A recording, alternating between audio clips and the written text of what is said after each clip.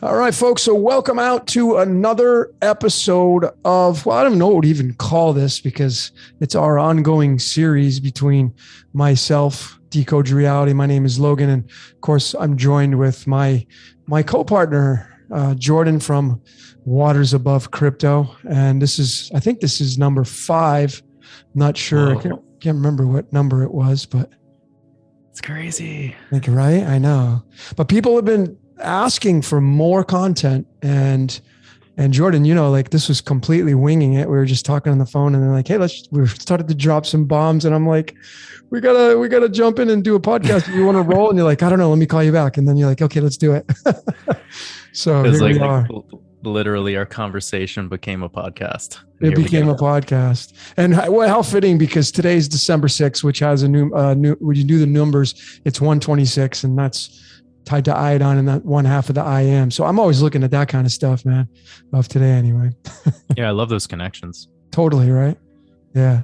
So welcome out, everybody joining in from, my channel, Jordan's channel, all the other greats, Harry from Devil's Playground, and anybody else that's coming in, Syncretism Society, got it in the house over here. So welcome out, everybody. And thanks for joining Jordan and I for this podcast. And tonight, I think we were kind of kicking it around, but I think we're going to name this, let's talk about Saturnalia, right? That's coming up in December. Mm-hmm. Yeah, it's like 11 days away. 11 days away, which is kind of the kickoff of the holiday season. So what better way to and this is, I feel this is a pretty big topic. And ladies and gentlemen, the reason why we started to discuss this was because of the, what was the reason, Jordan? It was the simulation of the cyber attack, right? Yeah, we started talking about cyber polygon, and then you brought up a really fascinating connection with the number 161. So you should definitely fill them in on that number, because that was where it stemmed from. That's where it was, yeah. So some of you that have followed my research and work, I have come out with the number 161, which of course is the golden ratio. The measurement of the golden ratio is 1.61.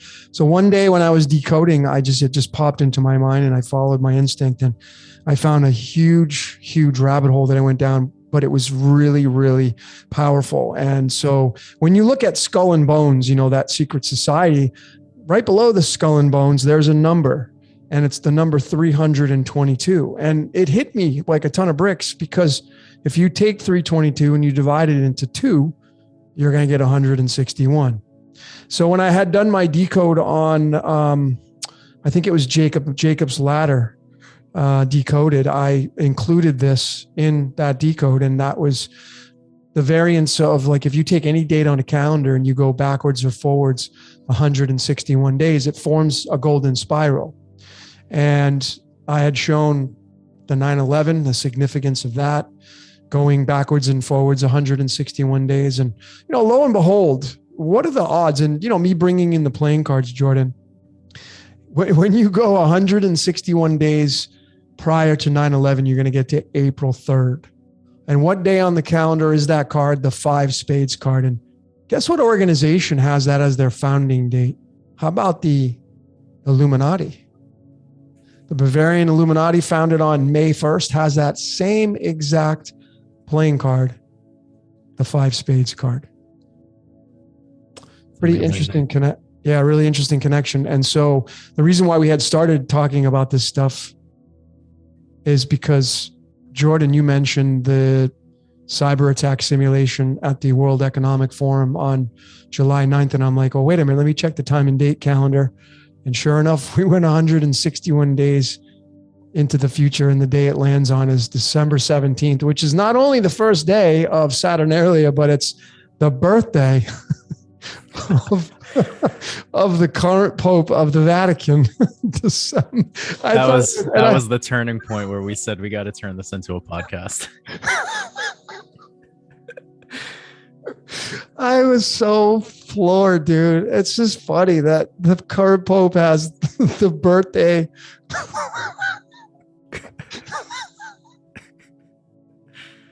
It's crazy. Oh, man. Dude, my face is burning and I have tears coming out. It's just so fun. Oh my God. So that's why, folks, that's why we're here. So we just got to have fun with this because this shit is so serious, but just got to have fun with it because there's really no other way to look at this stuff but to laugh. Really. I just think it's very funny. So that was the starting point. So big shout out to Jordan at Waters Above Crypto for throwing that date out because folks, we were talking about a lot of stuff on the phone and I had called Jordan up and I'm like, hey, what do you think of these dates? Someone had emailed me about Bitcoin and some dates, and the day was centered around December 21st, which, you know, is the 10 hearts card. And that's what the Phoenix is wearing on the 1988 Economist magazine, the Bitcoin with the number 10 on it. So I was like, hey, what do you think about this? And we're talking about the moons and all that stuff. So, well, I mean, yeah, so it's really fascinating because in 2017, when Bitcoin hit its all-time high, it hit its all-time high on December 17th. It hit on you know, every exchange will have like something called slippage or premium or some sort of deviation in price slightly just due to whatever instruments they're using to determine the actual price. But on the most popular chart, which has the most chart history, it's from an exchange called Bitstamp, and the exact all-time high of Bitcoin on December 17th, which again is the start of Saturnalia, which is also Papa Francesco's birthday. It hit it hit $19,666. man. So I was thinking, you know, the 19666, and it was making me think, like, pretty much before I even started my YouTube channel, I was really, you know, enamored by the fact that it hit that price because, of course, this was before Bitcoin broke out into new highs. Yeah. So ever since then, you know, we're looking at an all-time high of Bitcoin that's 69,000 today, which again, that 69 is a huge connection. But anyways, this 666 and the 19, I know there's been some things you've been talking about the number 19, but for me, it's coming back to Ra, and Ra being the sun. And you know, that's 666. And you also said something in your Decode that you released earlier today. I'm not going to say the word, but it's the new variant. And this statement that you made of the 666 above and the 666 below, and how there's the sun and then there's us, and that really opened my mind to so many more things. So I want to thank you for that, because that was really enlightening. But yeah, anyways, this connection with the sun and the 19,000 that Bitcoin hit on this exact day of the day of Saturnalia, and the connection there also was that it was a new moon. And so anywho, there's probably a lot going on as to why Bitcoin has done what it's been doing lately, but this date of the 17th that's coming up, Saturnalia, leading into the 21st, again, 21 having to deal with Saturn and the creator of Bitcoin being Satoshi Nakamoto, Saturn. And there's 21 million Bitcoin in supply. So anyone who's new here, you know, this 21 number is really powerful. Jorge Mario Bergoglio, the whole name of this man, in English ordinal, it comes out to 201, which in rules of numerology are removing zeros, so that's another 21 connection. So yeah, it's really fascinating how this is all tying together. And of course, this was it was like a big year for the Jesuits, and Jorge Mario Bergoglio is a Jesuit pope. First one too, according to what they said. Who knows? So this was called the I forgot the name of the year. The guy who founded Ignatius. So it was called the Ignatian year. That's what this year was, since September, whatever the day was. I don't remember off the top of my head, but of course that September connection we've been talking about for a long time because of Shmita, and we were going to talk about the platinum jubilee today, and that'll have a lot of ties into all of this. It's actually quite comprehensive. Yeah, man, it is well said on all that stuff. It is very comprehensive. That number 78 in platinum on the periodic table, you know, it's a match to the 78 tarot cards if you include the Fool in the 0 and the 22 position, 78 total cards. And 78 in the string of pi is occupies digits number 66 and 67. And 67 is the 19th prime number going back to the sun. So it really kind of goes going back to that. One quick note, Buenos Aires, Argentina is 67 in Chaldean. And that's where Jorge Mario It's where Bergoglio is from. his birth city, Argentina. Don't cry for me, Argentina. I won't start singing. So I really can't believe this fucker was born. I didn't even put the two and two together. And I just pulled it up. If you take 1217, this is another way you can decode. Those of you that are decoders out there, you can take your birthday and just the full number, go to numberempire.com, type it in there. 1217, 1217 is the freaking 199th prime number.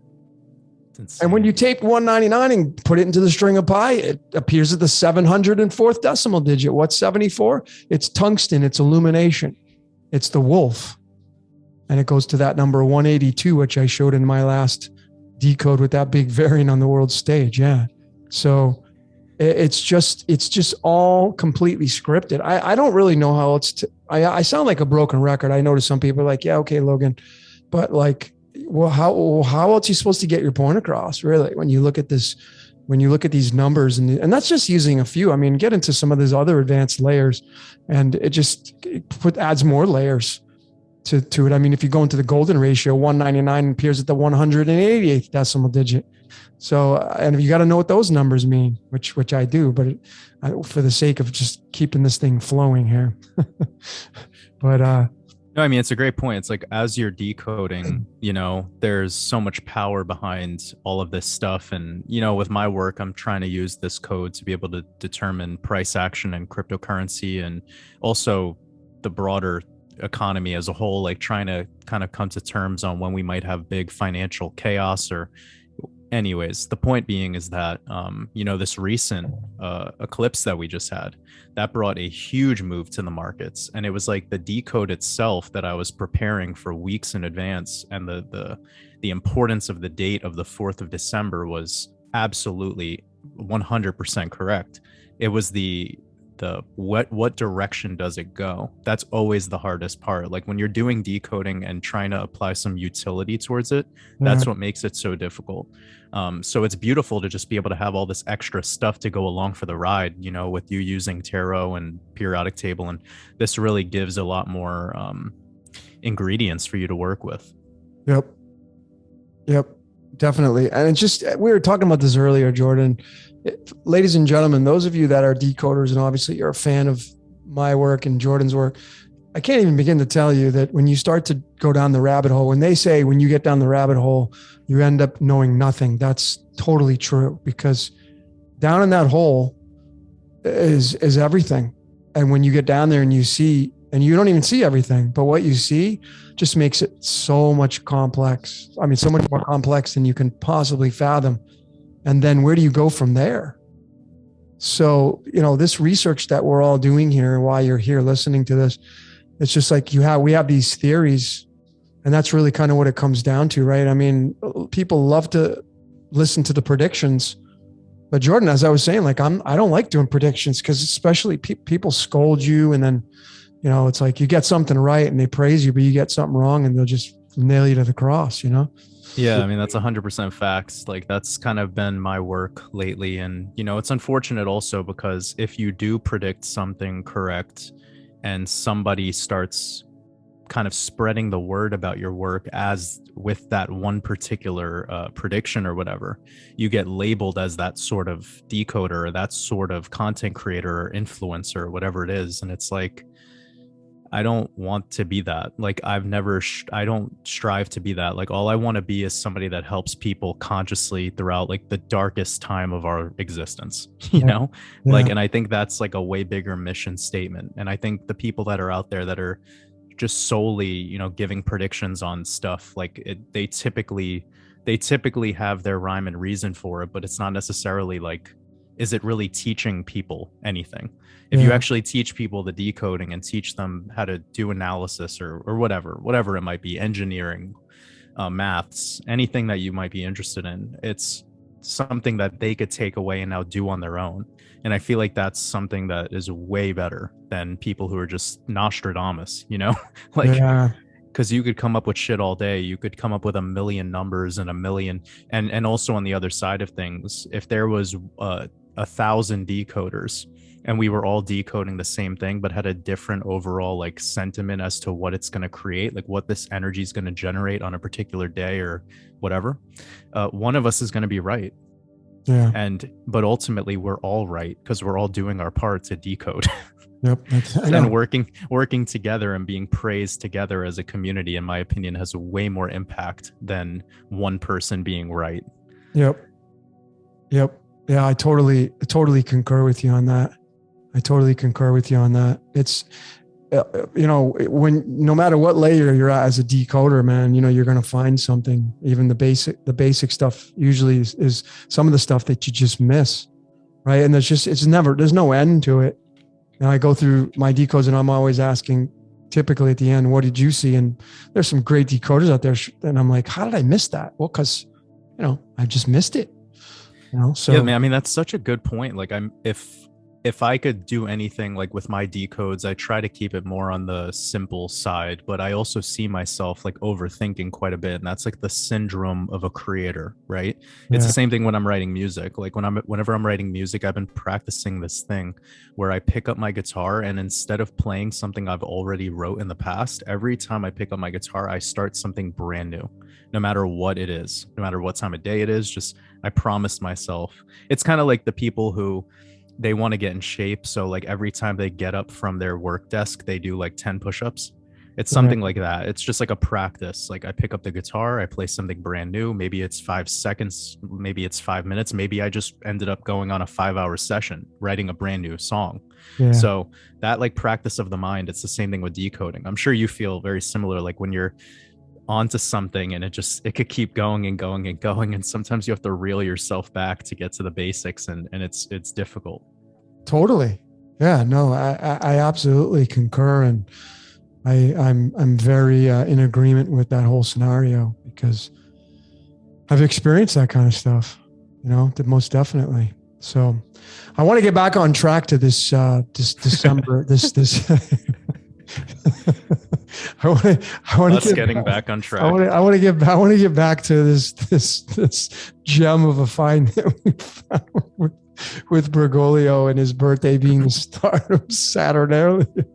Papa Francis, man. And it is what it is. It's just so comical. I was just looking at, because I'm going to play against the cards.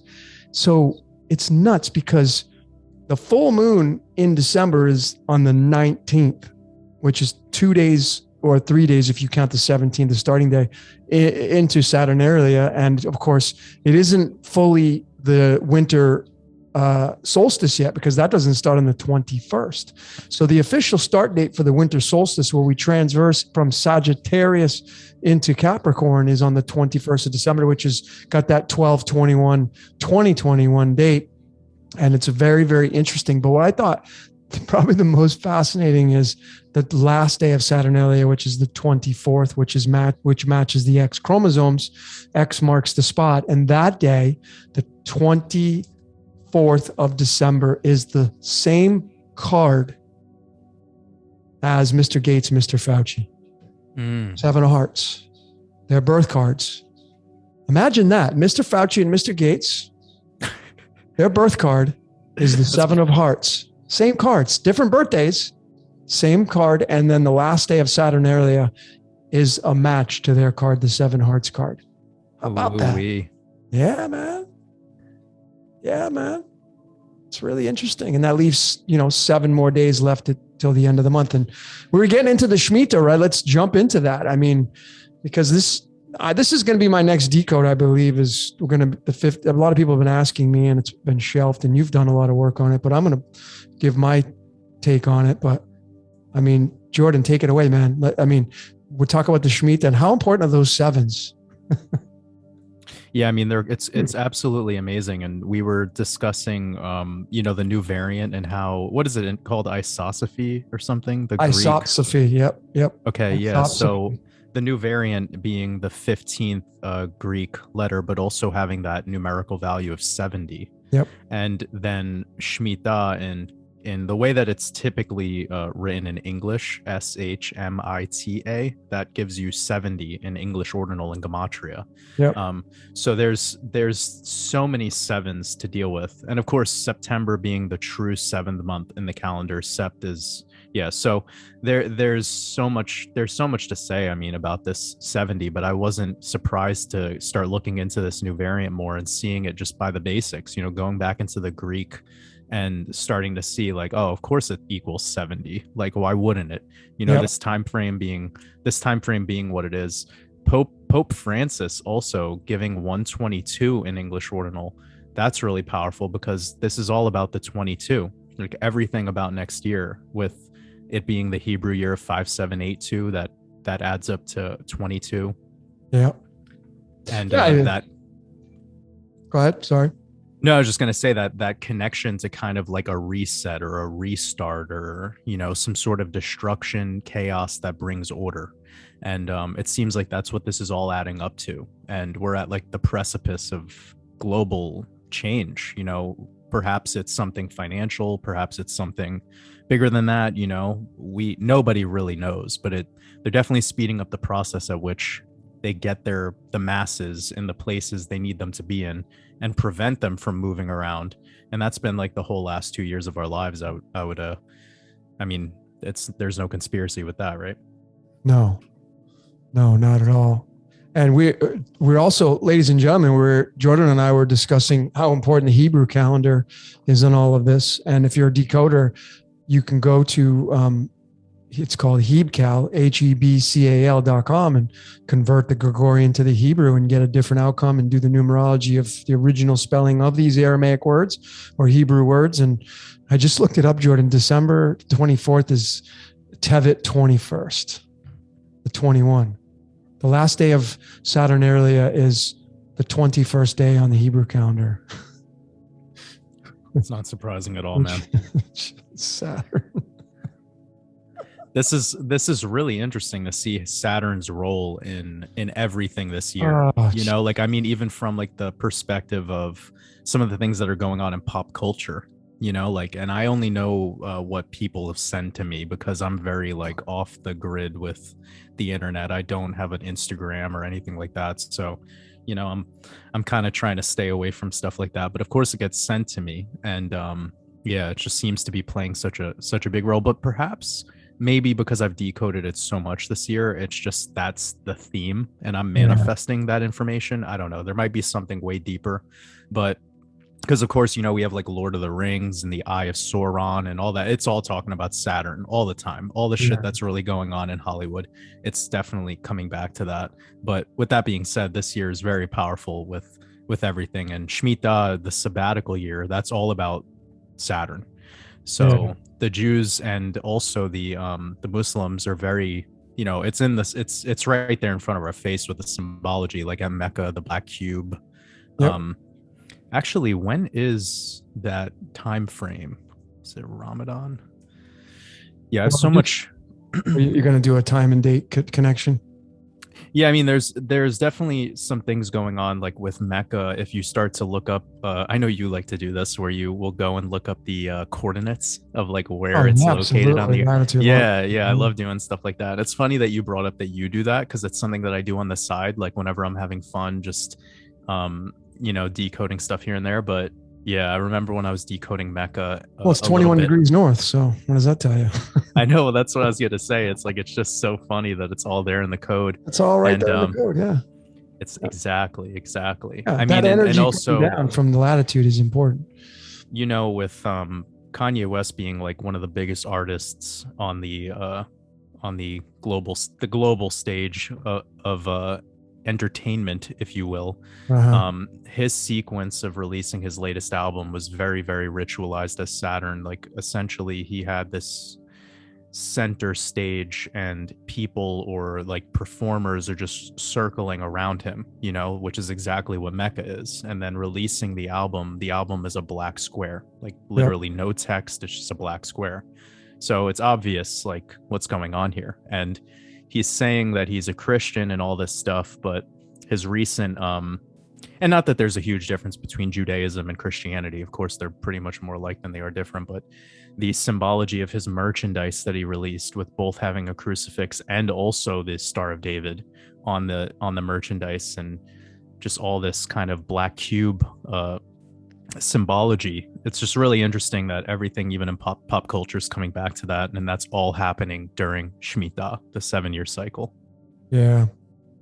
Yeah, he's calling himself Ye right now, Ye instead of Kanye West. Ye. Yeah. So Or that would Ye. be Yeah. that's the most used word for God in the Bible, right? Well, it's 15, and so it's 15. Yeah, which is pretty big deal.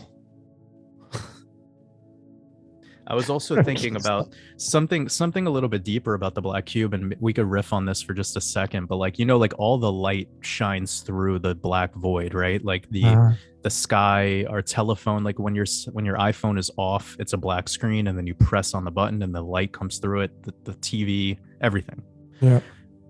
And I've yet to talk about this. It's something that I've wanted to say on a live stream, but it might be something that I want to bring up to you now, because I would love to hear your words of wisdom. But I think I kind of figured out what the black cube like symbology truthfully is.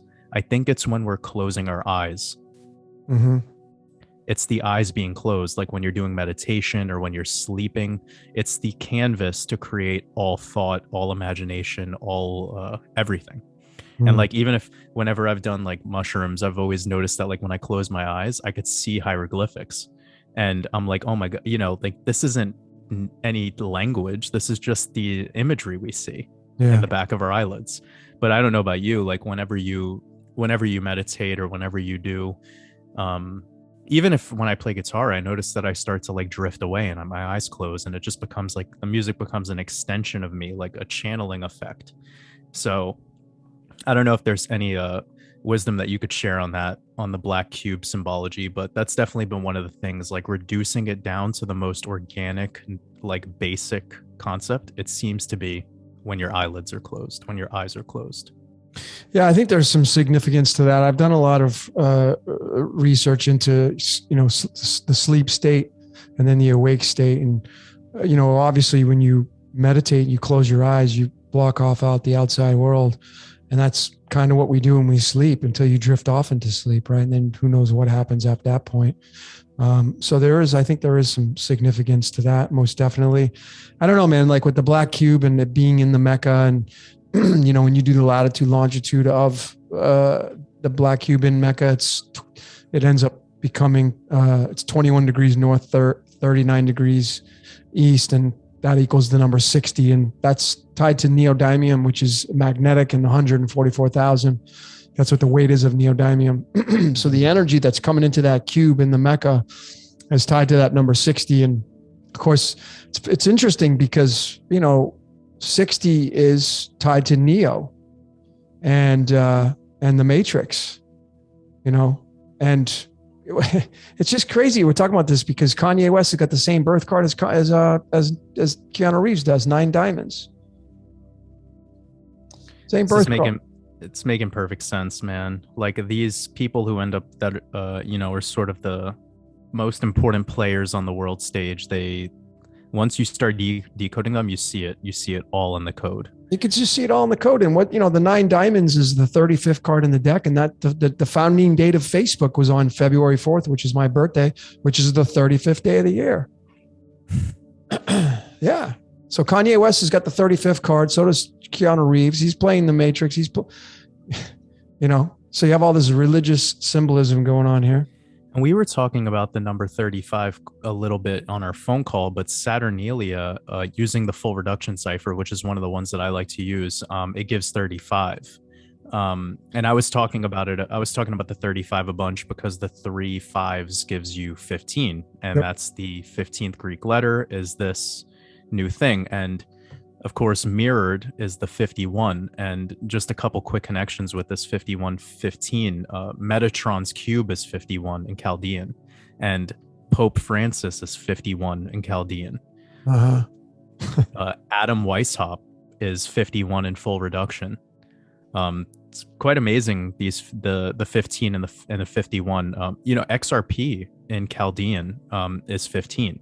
And I was doing a huge decode on that a while back, just with the X and the mark of the beast. And I haven't really dived too much deeper into it, but American Express actually has this thing called a black card. Have you heard of this? Yeah, I have. Yep.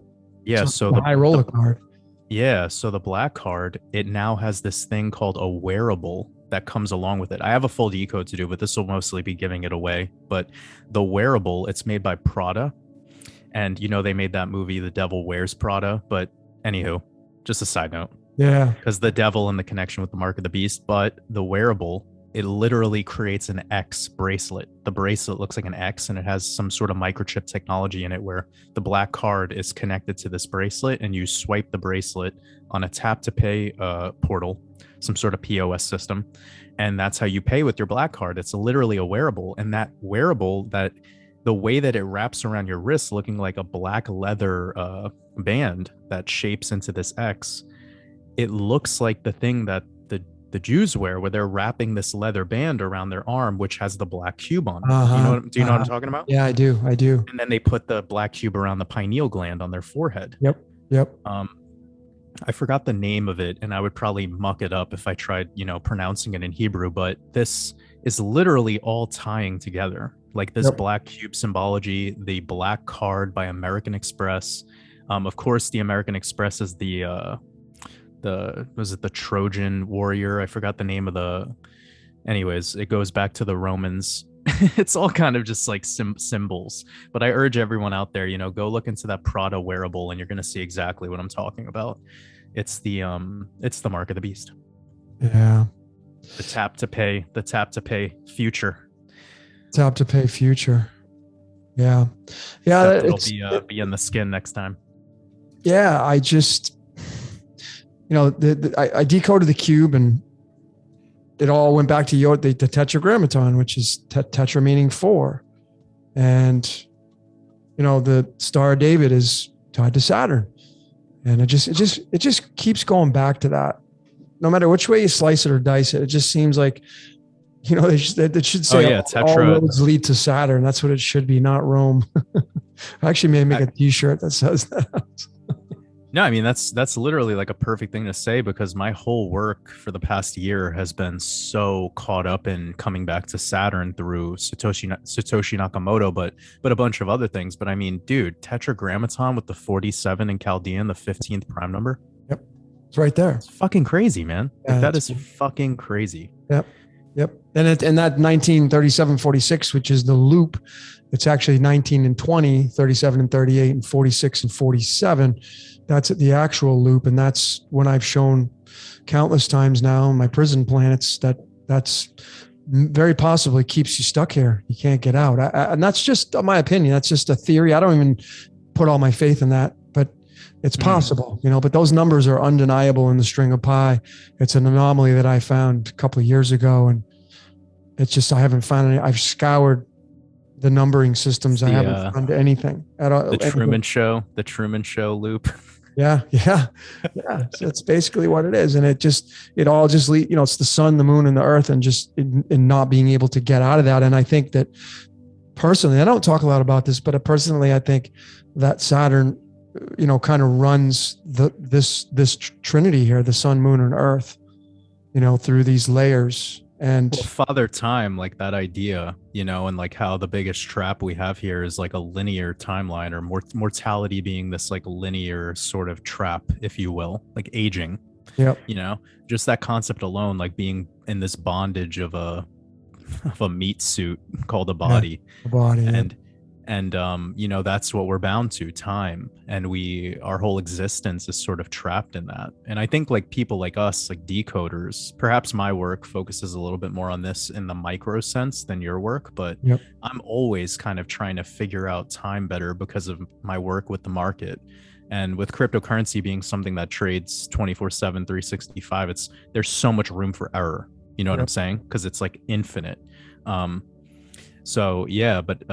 one final thing to mention about this this number 15 is cyber polygon also equals 47 in Chaldean, the 15th prime number. And that was kind of like where we started on this big connection of the 161 days since July 9th, giving us the start of Saturnalia this year. And I've had a conversation with people in the past through live streams where they were asking me about cyber polygon because it's tied to some conspiracy that this might cause some cryptocurrency exchanges to lose all the crypto. And you know where this can go. That's just the imagination. Of course, it's more deeper than that. It would be all terminals of money, the banking system as a whole, logistics systems, pretty much everything is digital and online. So your whole food system would fucking fail. Your gasoline, like logistics of fuel, all of that fails with a blackout of the grid or anything.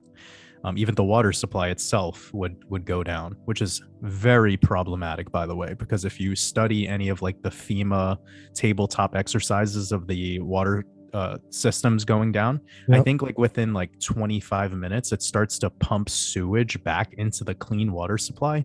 It is really dark when you start to study how bad that could be and how quickly it could go bad. But anywho, that's important. And I know I don't speak for you, Jordan, but I know that you probably resonate with what I'm going to say. And that is, ladies and gentlemen, we're not here to smash some fear in your face, just live out your best life. Just life's a joke, even though the craziness is happening. And, what we're talking about are possibilities. I think, in my opinion, I think it's definitely what's coming on the world stage, especially this reset. I mean, they already told you.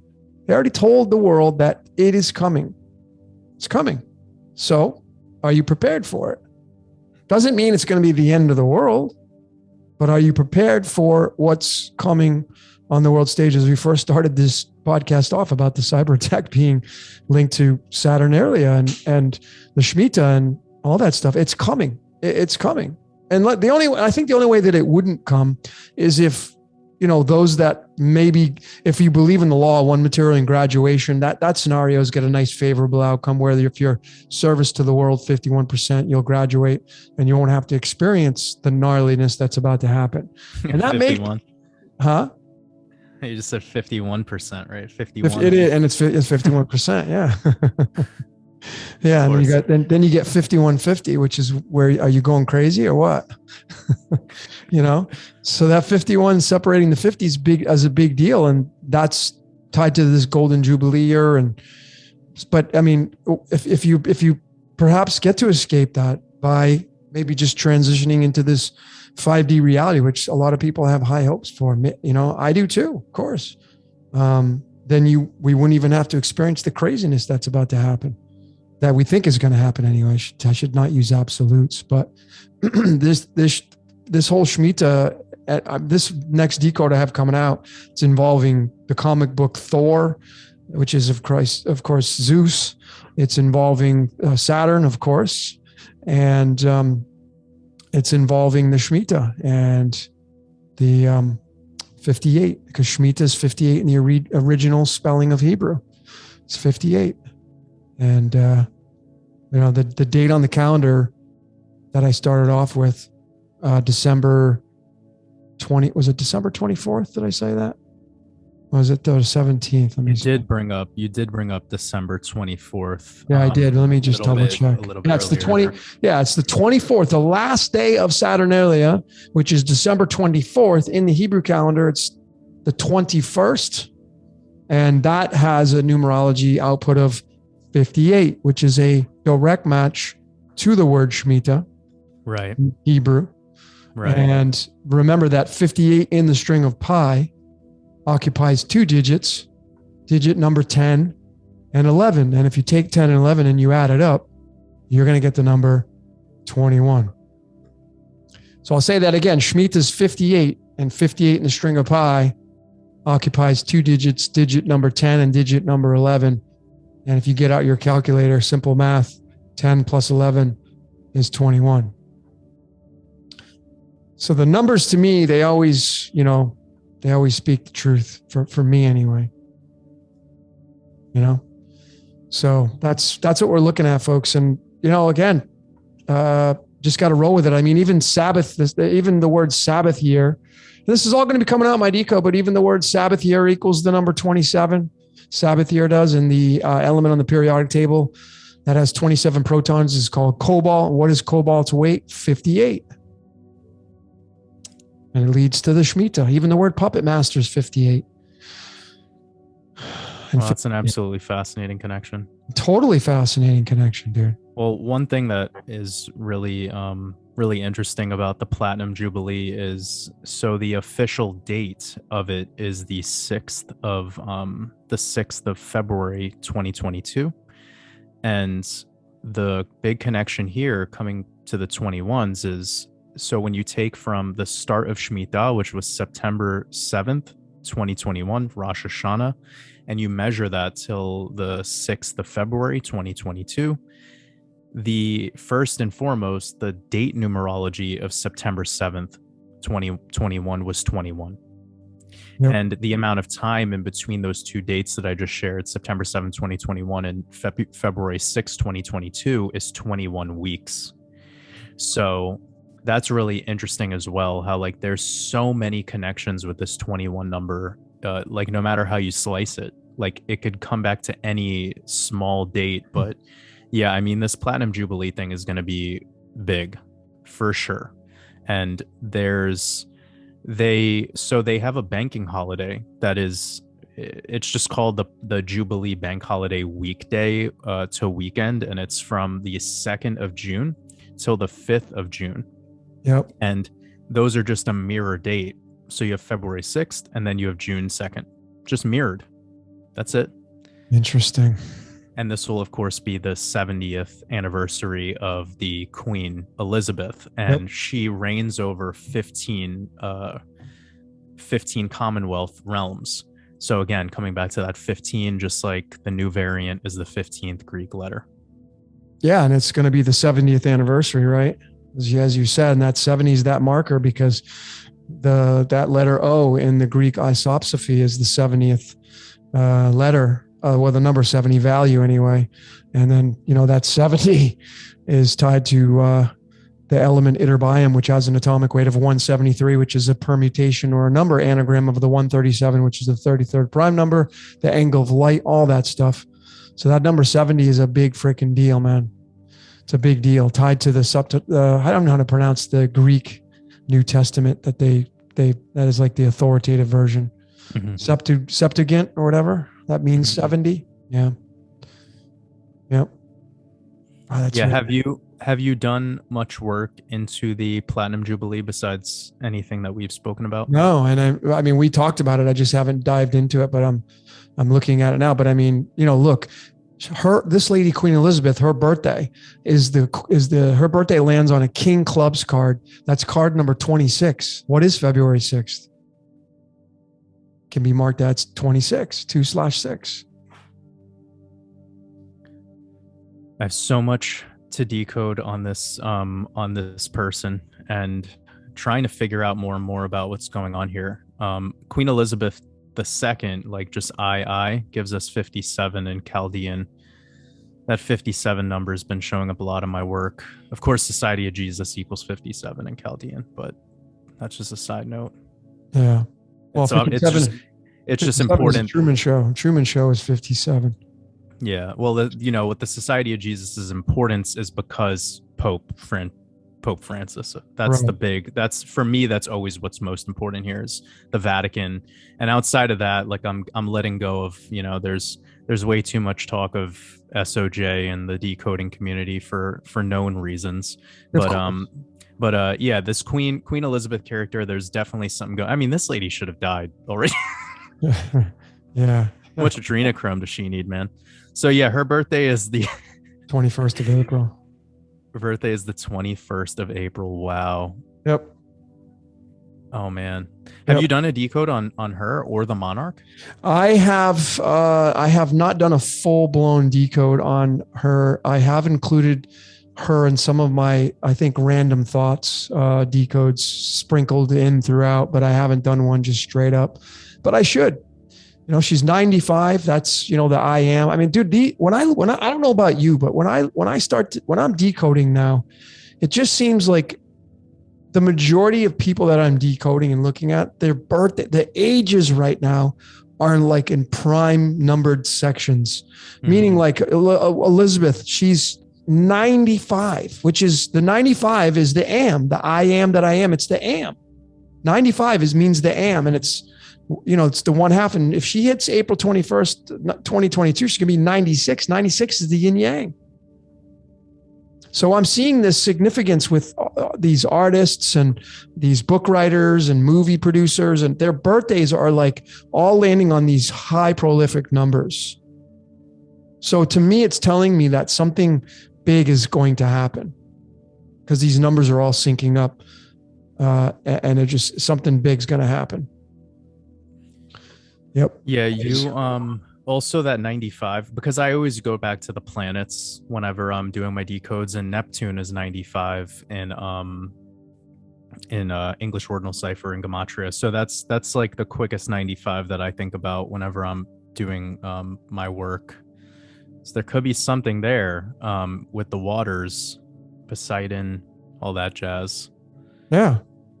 Could be a massive connection there. Well, I you know, remember that in a leap year, the 95th day of the year is April 4th, which is 44, and 44 is currency. April 4th is Hugo Weaving's birthday, which was Mr. Smith in The Matrix, the guy who's defended you to stay asleep. Think about that. Yeah, I think Kanye West is also 44, right? His numerology? Yeah, his date, he's 44 years old. Oh, yeah. So that's what I'm saying, dude. You look at some of these people's ages right now, and like, it's just these prolific numbers. You know, it's to me, it's mind boggling. Really. I mean, I just really look at these people and places and things, decoding them, and then looking at especially the ages of these people, and they're all lining up to these big numbers, you know, and the Queen Elizabeth, that's not even an exception. I mean, with her birthday coming up. Yeah, I've been doing, like, most of my decodes that I've been doing have been falling in this like February to March time frame, and then also we were discussing the importance around May 13th, because that's the Friday the 13th, and then we were having a phone call discussing the Spanish flu. Yep. Did you look into that any deeper? I didn't pass that day, no. So like what me and you were talking, like I think we were literally texting, maybe on the phone. I have no idea. No, we were on the phone. I was at the park, and you were like, what are those kids? You could hear the kids in the background.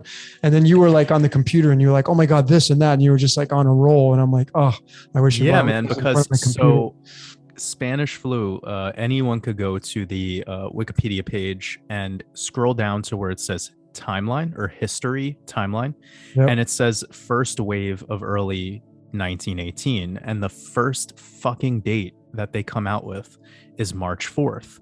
So then you scroll down a little more, and you see that the second important date they give you is March 11th, and that was when the World Health Organization declared Rona a pandemic. And that's on that's on the 70th day of the year, by the way. You kidding me? I should know that. March 11th, 70th day of the year. So what is the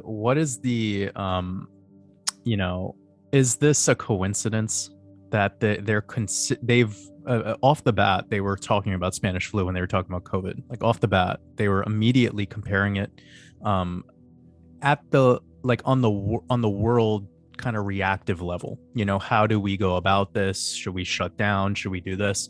So we know that Spanish flu is very important. So it's kind of funny that very few people were bringing it up from a perspective of like, well, maybe we could look at this event and all of the timelines to potentially see how this world psyop that we're experiencing right now might end.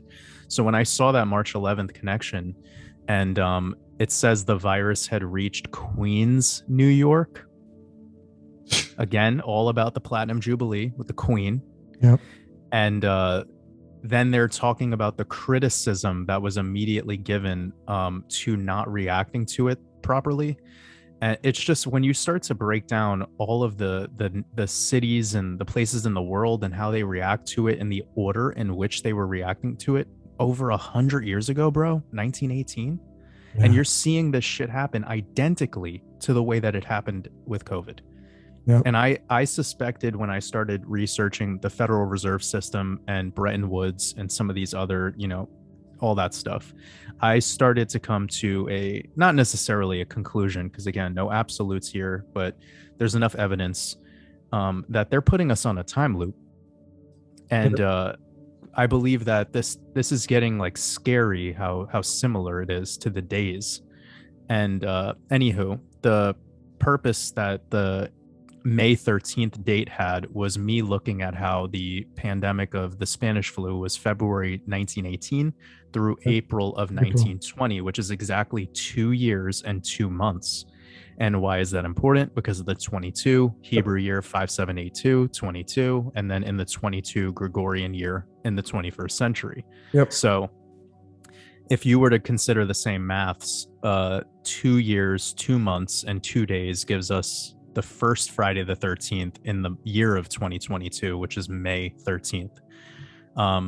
And then when you start taking the date of May 13th and plugging it into all the other shit that's going on, you're like, oh my God, like this is big. Yeah. This is absolutely important. So again, I don't know exactly how it's going to shake out. I can't say that it's going to affect one thing particularly. I'm not saying that it'll be the day the pandemic ends. Who the fuck knows? But it's definitely going to be a date that I wouldn't be surprised if something happened, something big. Yeah, well, I mean, I guess if history repeats itself, like we're looking here at the Spanish flu, the good news is that this thing ended in April 1920, and that might indicate that we'll have a breath of fresh air come the springtime of 2022. That's kind of like what I was thinking, but a part of me, like, I don't like to be pessimistic, you know, but why are they doing what they're doing right now? And if they're gonna wrap it all up in the next 4 months, because that's fast, right? Yep. If they're gonna wrap it all up in the next 4 months, that means they're gonna do it one of two ways. One, either super silently and just chill, which it doesn't seem to be the way that the elites like to play their game, or two, massive chaos, destruction, you know, big change, and then go back to or enter the new world. So basically, either we go back to normal or we enter a whole new like a paradigm shift.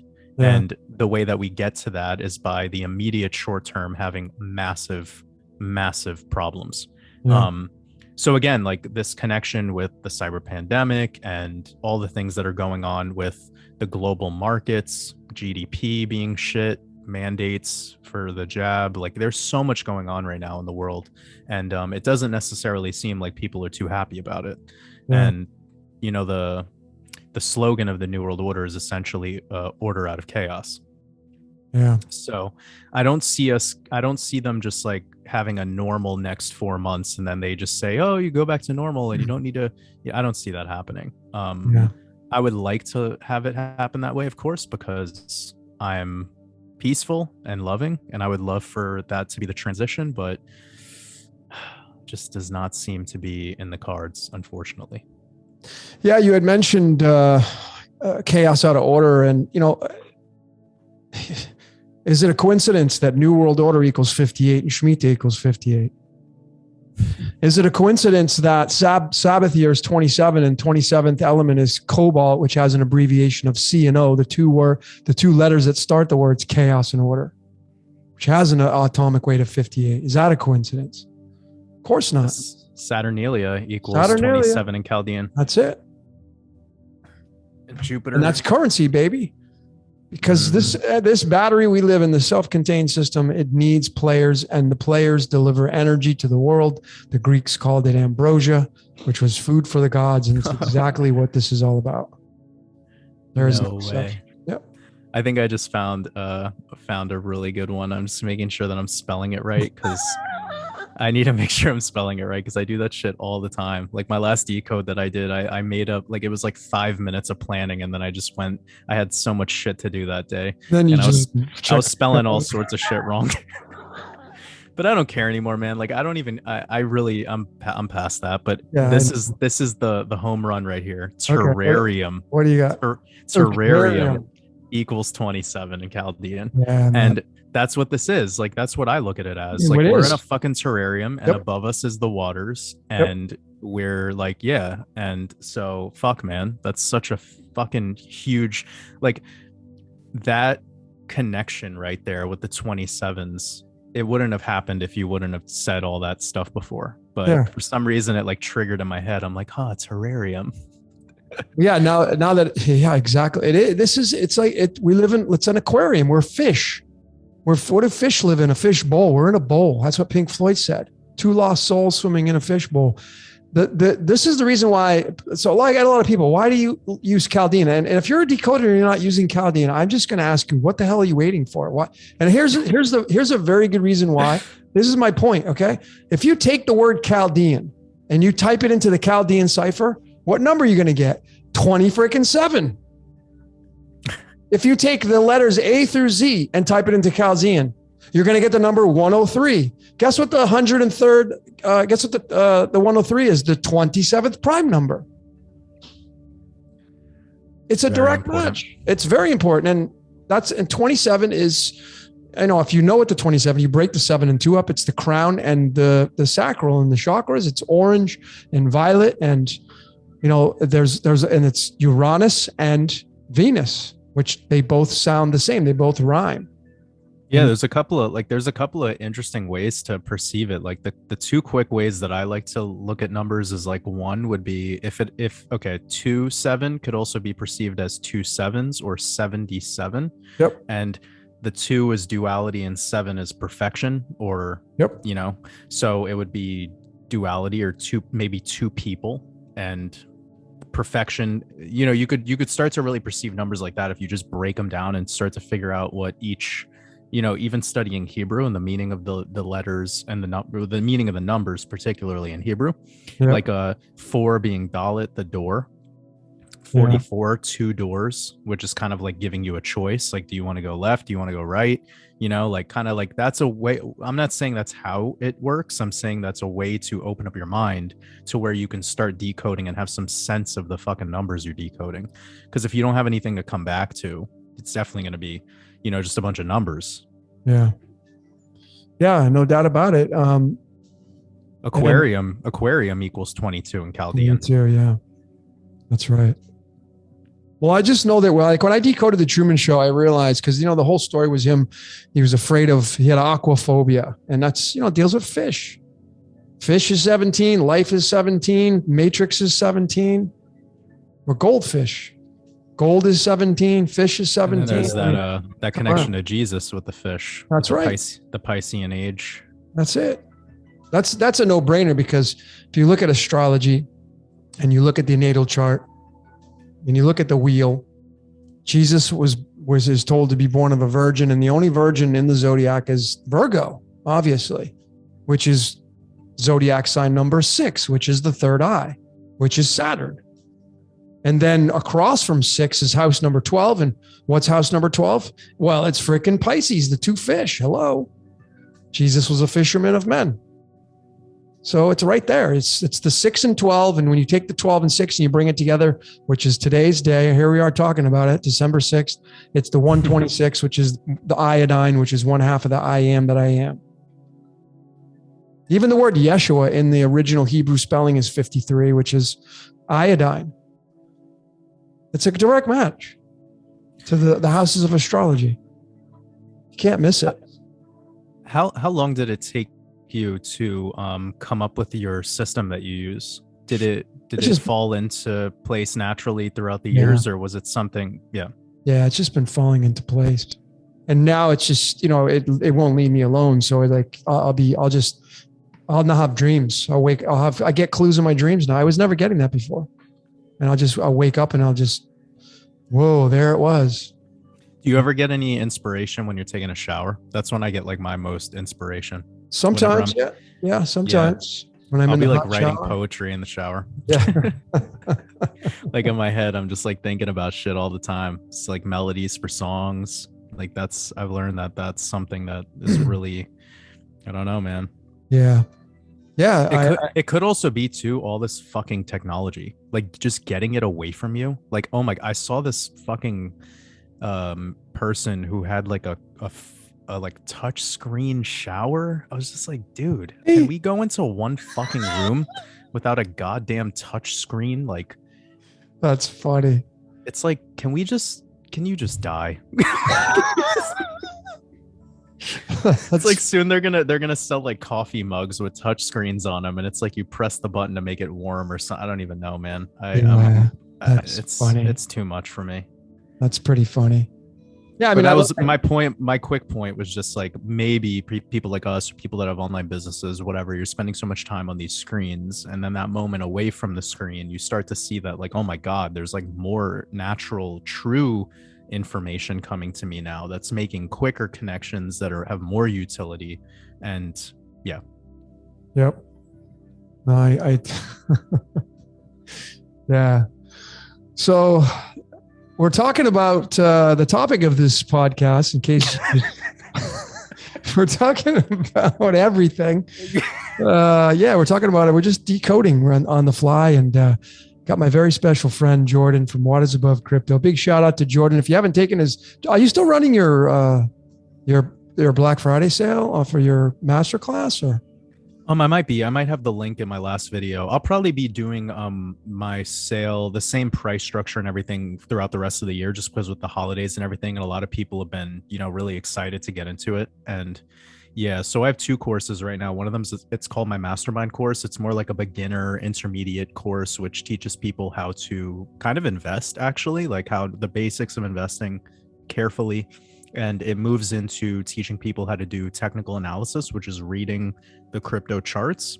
Yeah. And then it also includes how to use gematria, numerology, and astrology along with what you've learned about investing and reading the charts. So it's this very like comprehensive thing. I believe it has like exactly 101 videos. So it's a lot of content. And then I came out with a new course that I released on November 1st, actually. It was my trading course. So that's for people that actually want to learn how to like actively make trades. And it's not so much for decoders necessarily, but for people who do know how to decode, you'll definitely have an edge on the market, because decoding gives you an edge in life, Yeah. Yeah, most definitely. Most definitely. And that's those aren't a class, so you could basically, it's pre-recorded material. People who join it, you'll have access to all the content. I have it hosted on my website now, so it's really sick because it actually is broken down like an online class, where it has like a progress bar, and when you're done watching a video, you could click that you completed it, and then it'll like bring you to the next video. It'll save where you left off. It's really, really nice. It's definitely high quality. Oh, one other thing that's amazing: golden age in English ordinal gives you 70. That's pretty massive, right? Like it also gives the 36 in Chaldean, and that 36 number is powerful with cryptocurrency because it comes back to Ethereum is 36, and Ethereum is ether, or the upper air that the gods breathe. And Bitcoin gives you 36 in full reduction cipher. You could perceive 36 as 3 6s, or carbon, or what you brought up with the 666 having to deal with the sun above. Yep. Of course, we have a sun within too, right? Our soul, solar plexus. The soul. Yeah. That's why you got the solar plexus, which is you got all that stuff. Right. Yeah. So that was so, like, I gotta say, Logan, like when I heard that this morning, I made a shot of espresso. I'm sitting there, I'm listening to your decode, and then you said that, and I don't know if you said that in other decodes, that concept of like the 666 above and the 666 below, and it really was like, like super important for me to hear that, because you also mentioned something about Venus, Lucifer, and how the real I don't want to misquote. I don't know what you said verbatim, but essentially you were just talking about how the real morning sun, or the real morning star is the sun. And I 1,000,000% agree with you. I've said sometimes that, this connection to Eosphorus and Venus through the mythologies, it's definitely like, it's translating to the morning star, the whatever. And this can be perceived as Lucifer. But I think I think you brought up some really compelling points about all of that. So I thank you for that, because it was very educational. It's rare when I have it's really rare for me to have moments where I'm like, whoa, that was something. And that's not me being cocky saying that I know everything, of course. It's just, it was a very valuable piece of information that was new to me. Oh, well, that's great. I'm just something like the tour guide at this point, that's why but I appreciate the feedback. And yeah, it's fascinating because that magic square of the sun, which is the numbers 1 through 36 jumbled up in each row, each row, which is a total of 6, they all equal 111. I did a lot of research on this. So, we're talking about Queen Elizabeth. Well, guess what day of the year April 21st is? 111. And then I was decoding. I decoded the Jehovah's Witness, of course, and Charles Taze Russell, the founder. When you do his alchemology, which is taking numerology and tying into alchemy, his name comes out to 111. And then what's his name from the Mormons? John, whatever the heck his name is. Can't John remember. Smith, yeah. Smith, yeah. He's linked to the 111. So you have all New York is 111, and that's really important. Yeah, it's important with my work because the bronze bull and the stock market, and yeah, totally. It's the time zone of the market, basically. So like the global market, like that is all of the world's stock market. It operates on Eastern Standard Time Zone.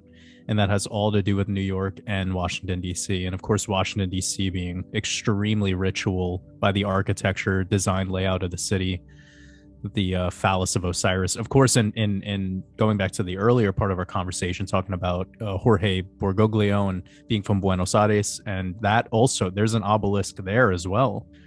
And the architecture there is very ritual. If you start to look at like the plan of the city planning is kind of what I'm talking about. Yep. Yeah, someone was asking me this question about the numbers, and I think it was Nigel. We were having a conversation from Devil's Playground, and I told him, as I've said before, numbers to me, as I found, they encroach. So the 55 can become the 56, the 43 can become the 44. And when you look on the calendar, you have the regular common year and the leap year, and those numbers will bleed. So just to give everybody an example, the 110th and 111th day of the year it lands on April 20th, 420, which is kind of funny. It's the day of, the 420 day, the marijuana day. And that, is it also like the day that, like, I think it was like the day that it's like Hitler's birthday, right? Is it? Let me look. I believe so. It's a pretty important It is. day. Yeah, it is. It is. Well, this is obviously significant. So here you go. Right. So this just tells me this reality is a complete simulation. It's not real. It's a virtual reality for whatever's putting on the show and where the actors and actresses. So when you go to the cards of illumination, April 20th is the 2 diamonds card. The 2 diamonds card is the 28th card in the deck, and Lucifer equals 28. And 28 is the word architect is 28. So what do you think's running these characters? It's the freaking architect. That's what's going on. It's whatever. And a lot of people say, well, yeah, Lucifer is Venus. And that's because the sun, as it moves around the ecliptic and moves through each zodiac sign, it's going to give its energy to whatever zodiac sign it's in. And that's why the bull in May and Taurus is so big, because that's when the sun is giving its energy through the Taurian energy. And Taurus is run by Venus. So you have the bull god right there, the bull's eye, the bull god, when it runs through May and Taurus. That's why you have Red Bull. It's all tribute to the bull god, and the bull's eye, which was in Astro World. It was right behind the stage. You couldn't miss it. And the opposite of Taurus in the second house is Scorpio in the 8th house, right across the way. Just go right across, shoot straight across, and you get the 8th house, Scorpio. And 19 is the 8th prime number. 19 is the sun. And of course, what does Scorpio have? A little tail. If you go look at the emblem of Scorpio, it's a little devil's tail. And then what is Taurus? It's the devil horns. So you got the devil in the 28 or 82. 82 is lead.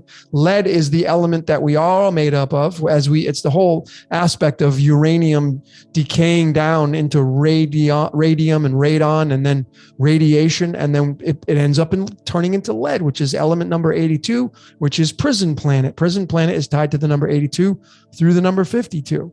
And the mirror of 82 is 28. 28 is architect. 28 is Lucifer. And remember, for those of you that are mathematic buffs, 28 is the second perfect number, which goes off of the numbers 7, 14, 21, 28.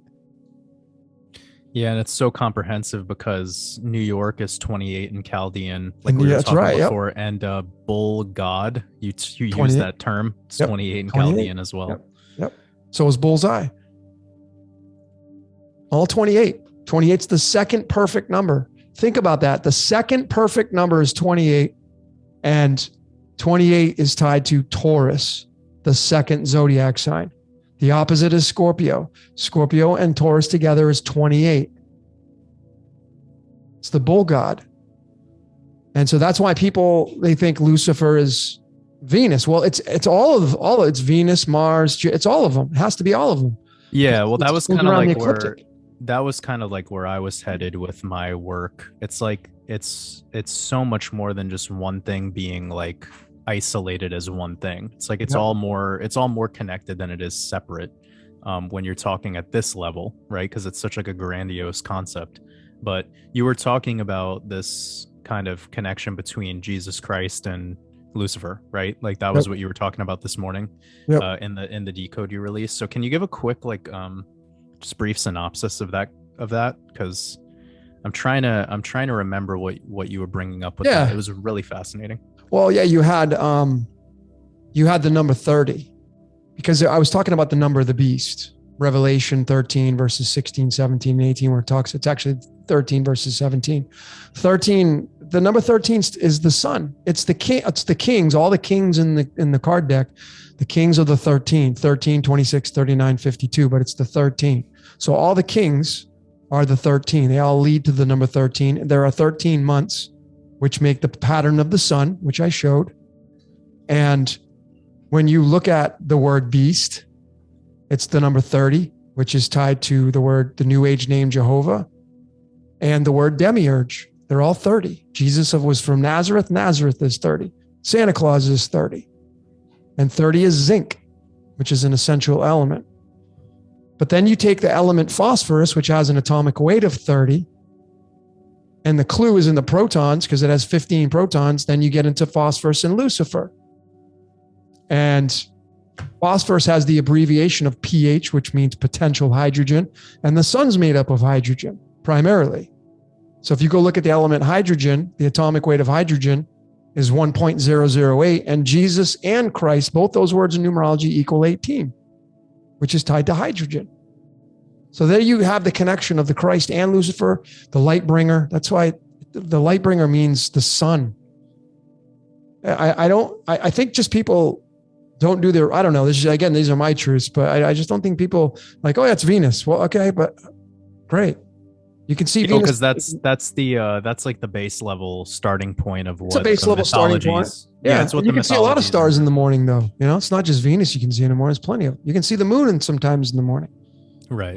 So well, just like the traditional mythology is talking about Eos first and the connection to Venus and the connection to Lucifer through there. So it's the book level kind of perspective, but there's very little understanding, or there's very little being added onto that at that point. It's just kind of what you're reading.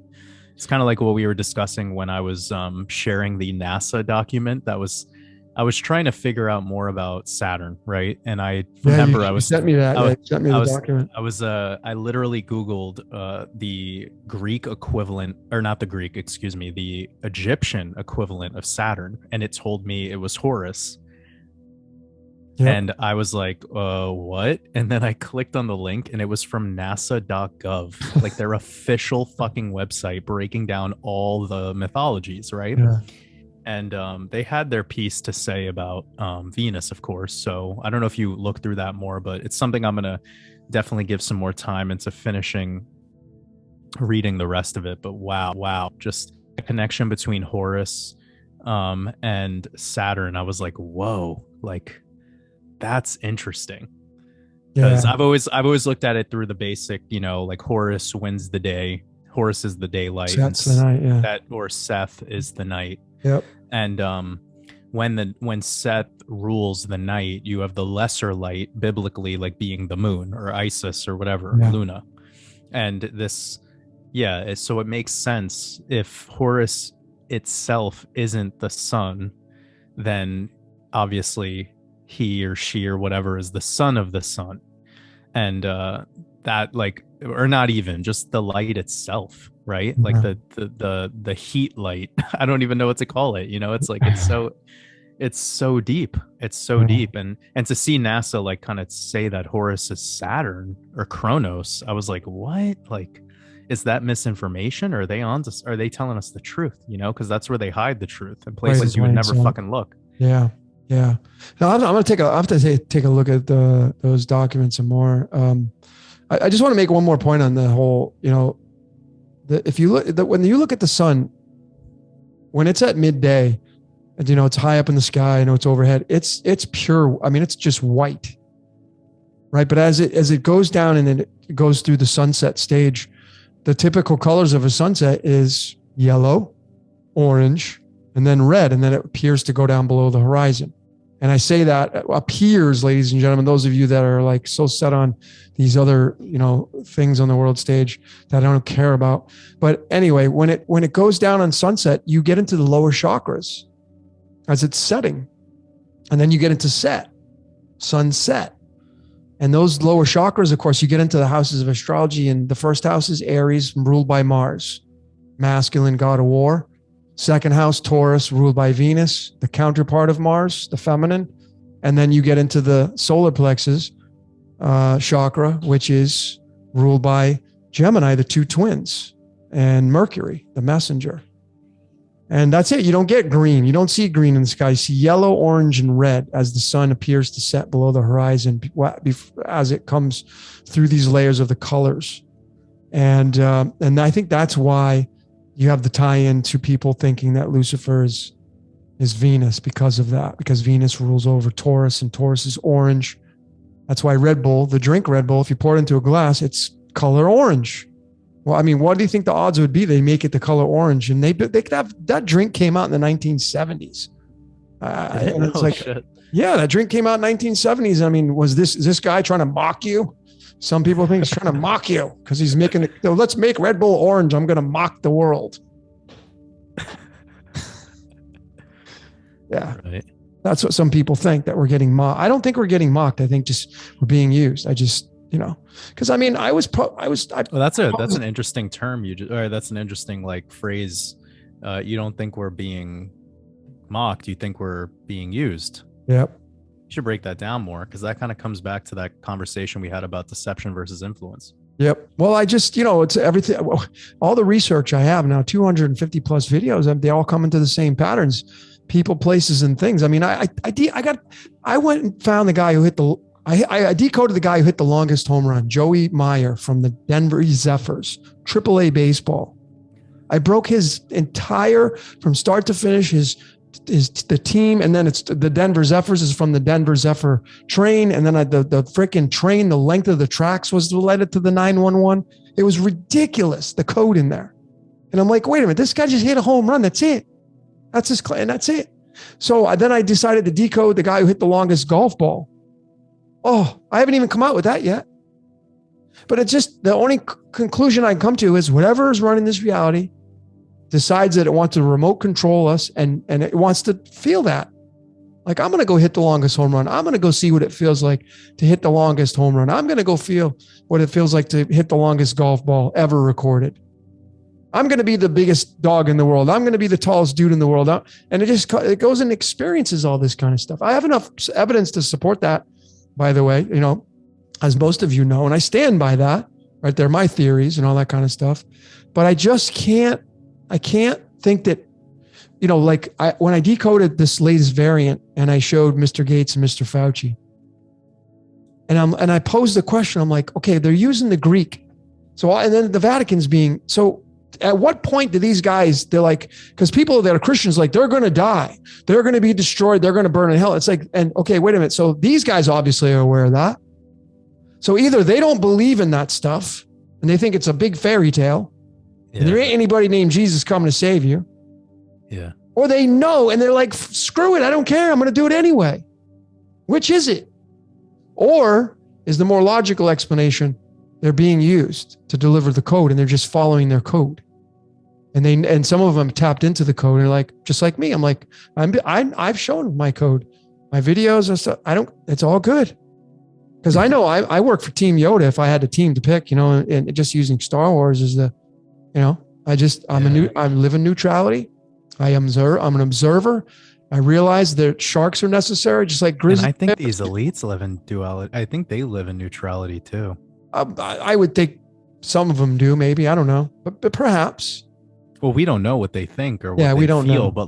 but if with that level of power, I think like you can still have the mentality of neutrality, but you just have the ability to do whatever you want, So, however, the effects and the reverberation of their choices or their game plan or whatever it just is what it is. The humans still have the fucking choice to do what they do, though, in response to it.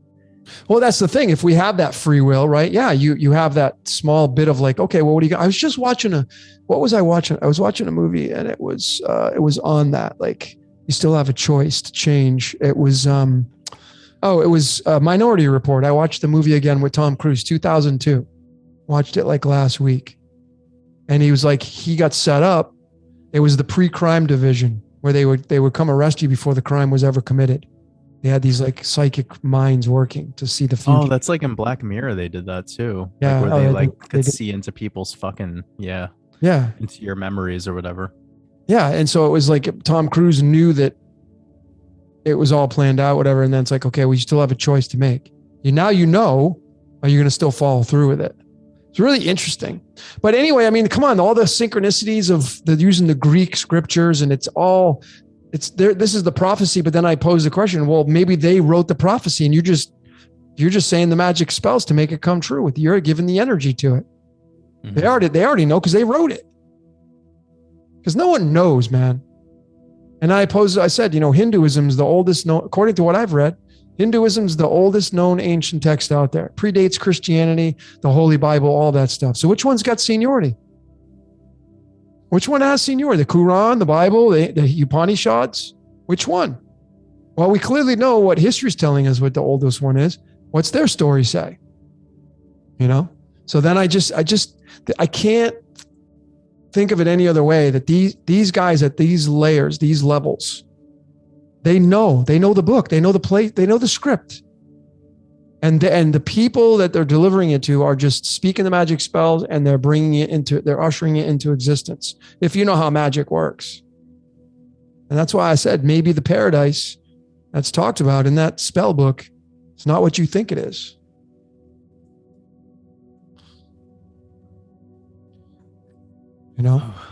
Yeah, man. I mean, I've wrapped my head around it enough to just be okay with whatever it is. I think that's really been like the true freedom for me is throughout my decoding and throughout my time of my conscious journey or whatever you want to call it. Like I've just gotten to a place where I'm no longer playing the blame game. I'm no longer worried. I'm no longer fearful about anything, about money, about what happens with the laws in the future and what I'm able to or not able to do.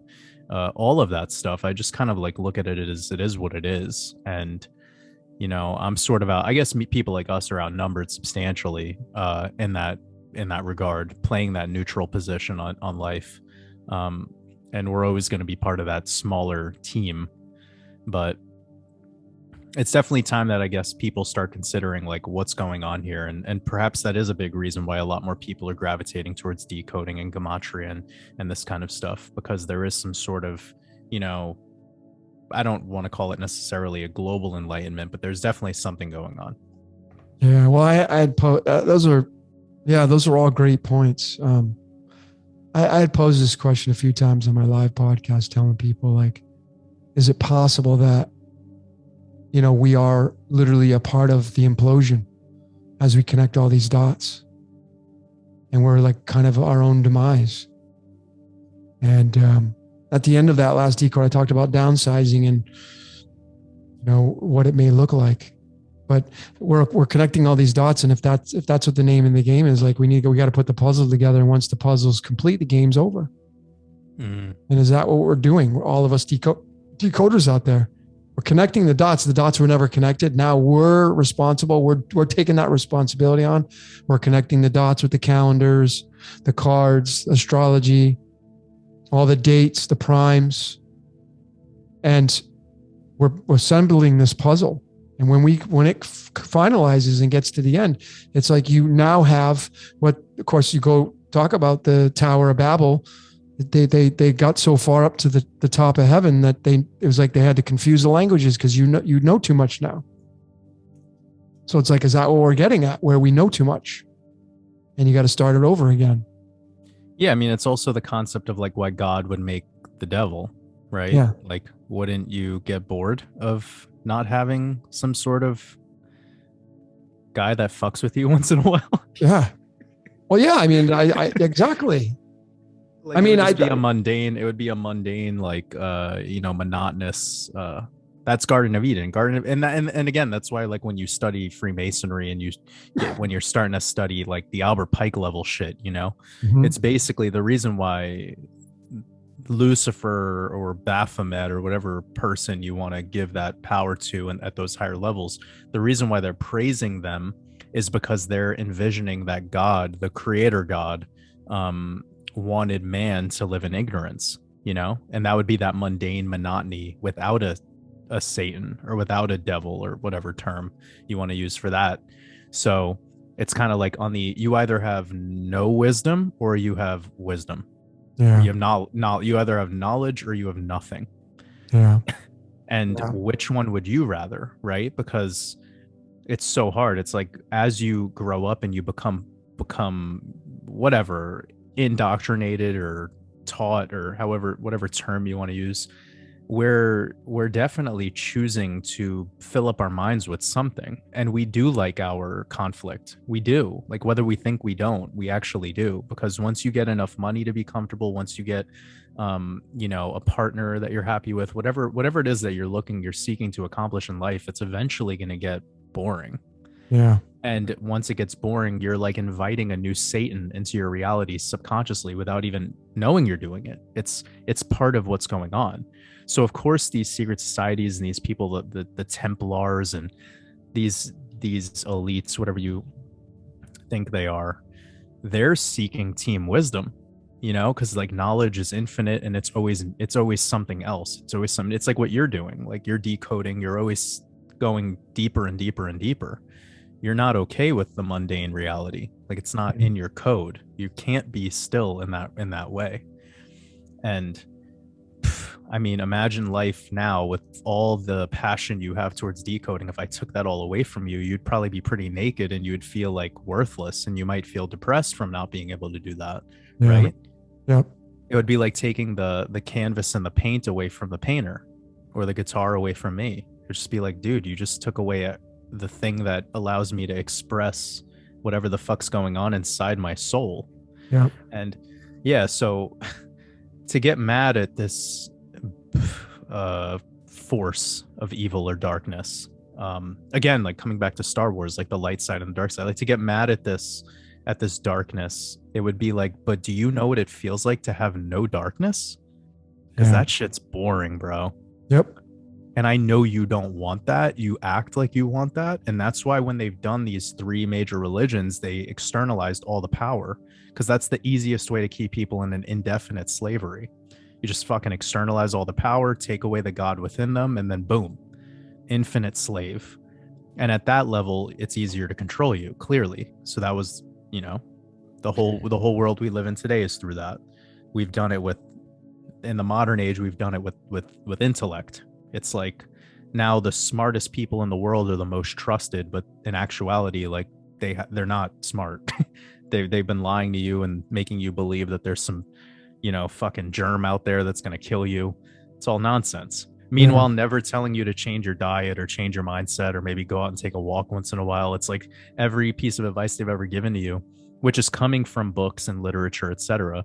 It's the antithesis of the way that the body operates in terms of basic microbiology or virology or it's basic shit. But once you get the mind so caught up in that like externalized place and you have no ability to go within, again, you create another useful slave, just like you do with religion. I just, when you look at like endings and completions, I'm sorry, beginning and ends and all that stuff, if you look at the Bible, for example, it starts with the letter in and it ends with the word amen. That you have the word in Genesis, and in Revelation you have the word amen, but it starts with the letter I and ends with the letter N. And it's the word in, going inward. And the kingdom of God is within you, inward. And that's where I think you'll find your solace. And I don't know, it's like I look at, I think it's golden age to dark age. I keep saying that. I firmly believe it because of the cycles I've seen in nature's pattern. And, I think everything starts off like a baby. Even though I was having a conversation with my dad, he was talking to me. He's been following politics his whole life. And he's like, when this democracy was set up in 1776, it was built on honesty, integrity. And yeah, I believe that. But of course, as the years go on, it gets infiltrated by the dark side, just like everything does. And I mean, it's like a baby born, healthy baby. There's no virus and bacteria floating around. It's a pure little baby. But as it goes out into the world, it starts to break down and everything gets invaded and it instantly starts to get attacked.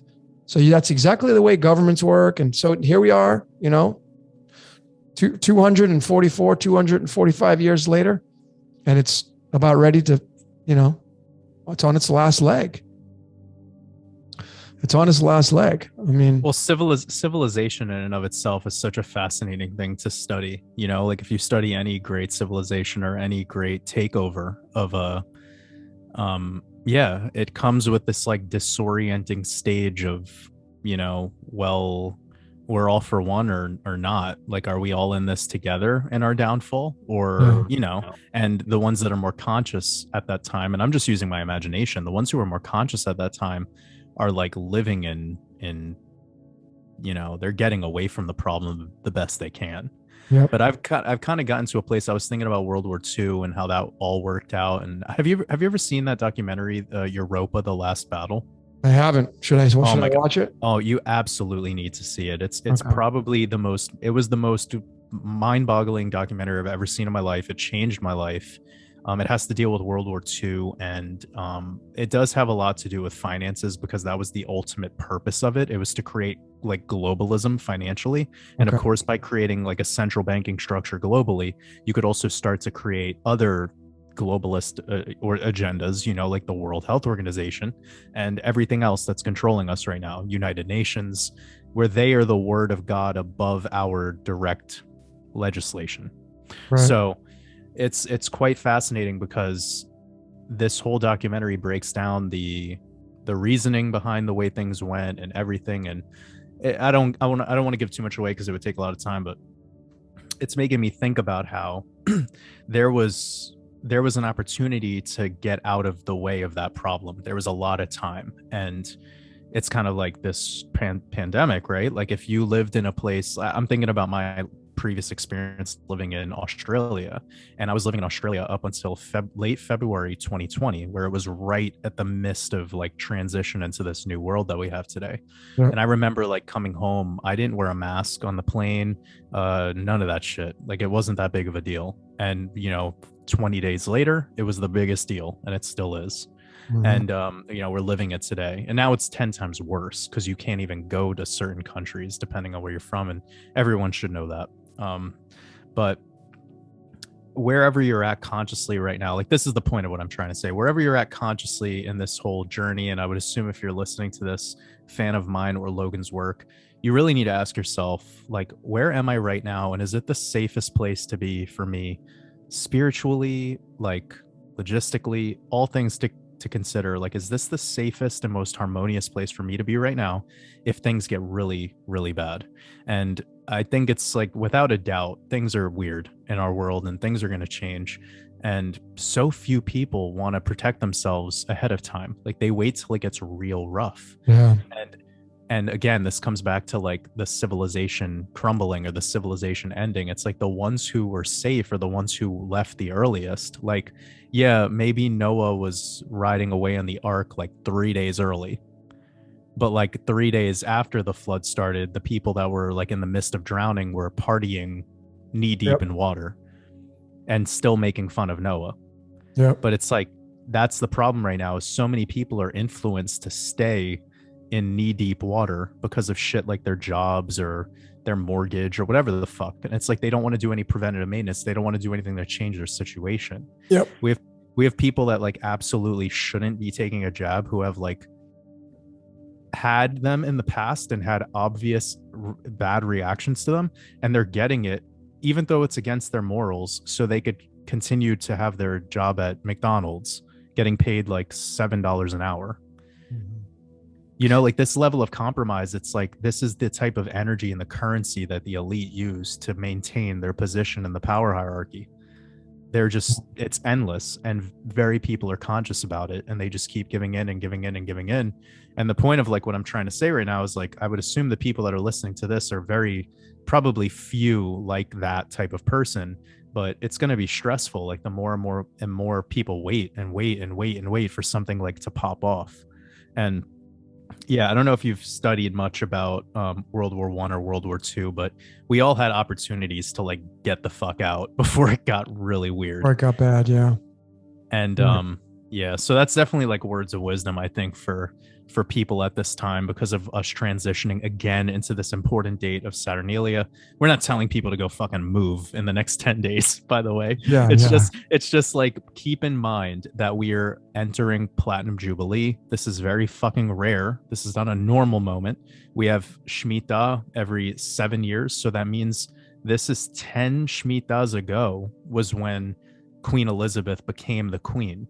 Yeah. And you know, like the places that have the most fucking socialism right now are places where she reigns queen, like Australia, New Zealand, UK, Canada, etc. These places have no guns, like they have no way of protecting themselves. So a socialist takeover could happen at the snap of a finger. And you know, if you said what I'm saying to like 99% of the population, they'd be like, what?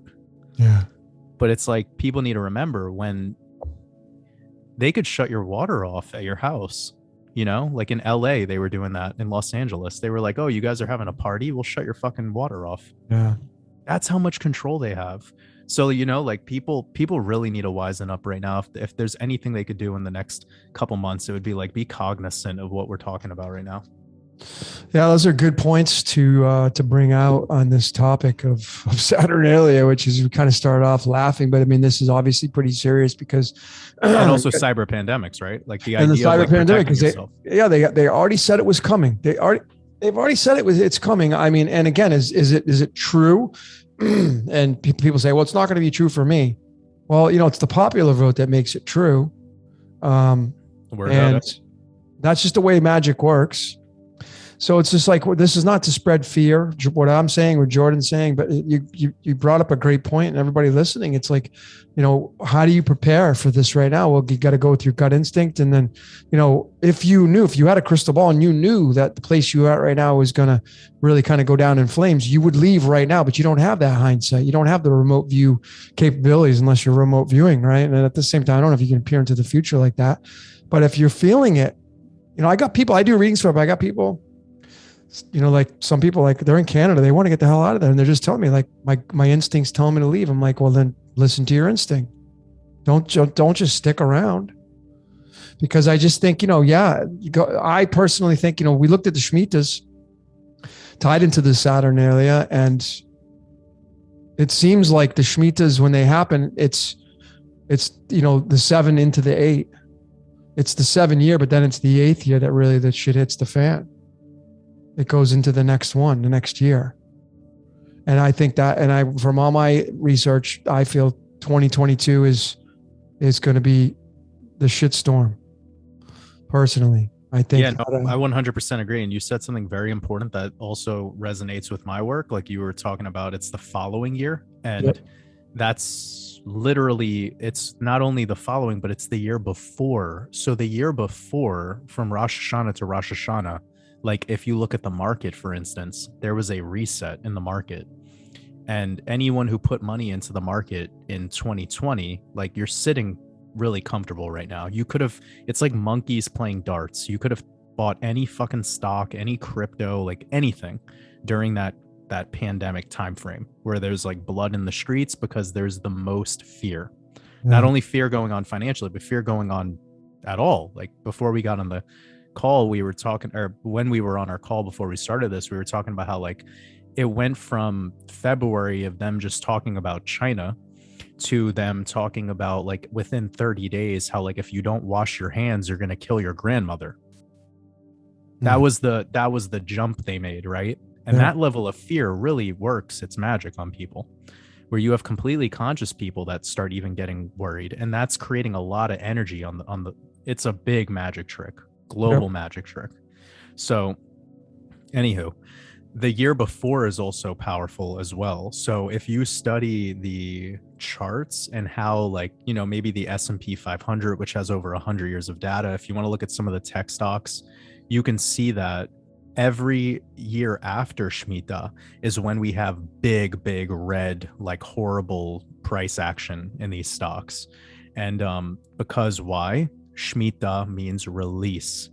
So it's the year of Shmita where things are very manipulated, like maybe things hit new all-time highs and maybe the economy has like a little burp here and there with something. But then once Rosh Hashanah ends, which in this scenario, Shmita will end in mid-September of 2022, Yep. there will most likely be like something that comes between that September 2022, perhaps to a 6-month time frame after that, like somewhere February, March of 2023, and that would be in the Hebrew year 5783.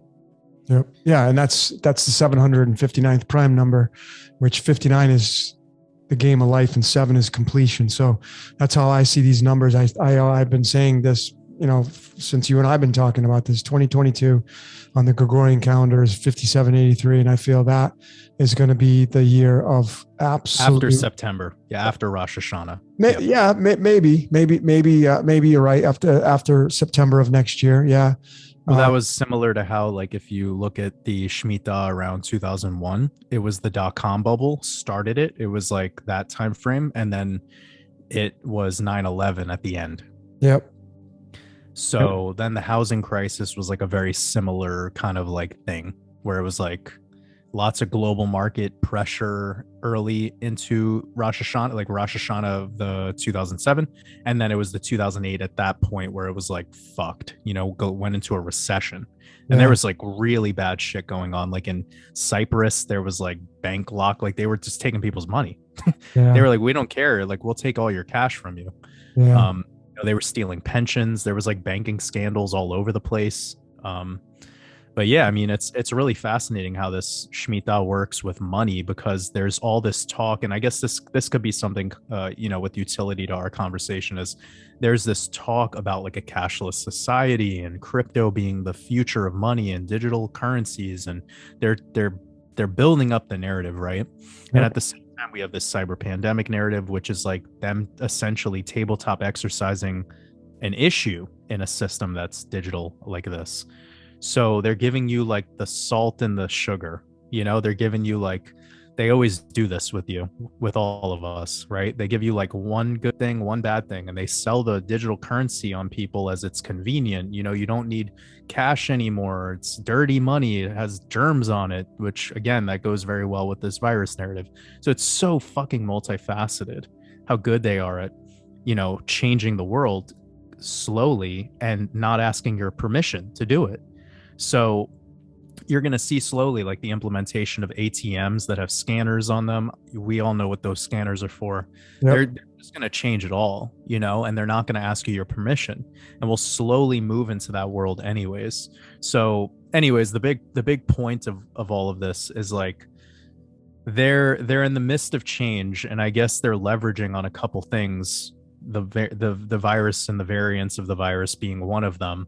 But then also it's like they're pushing the jab thing so much, like so much that, and it's making me think more and more. It's like, well, what is the magic behind that? Is it just for the compliance? Is it because of potentially more conspiracy driven things like depopulation?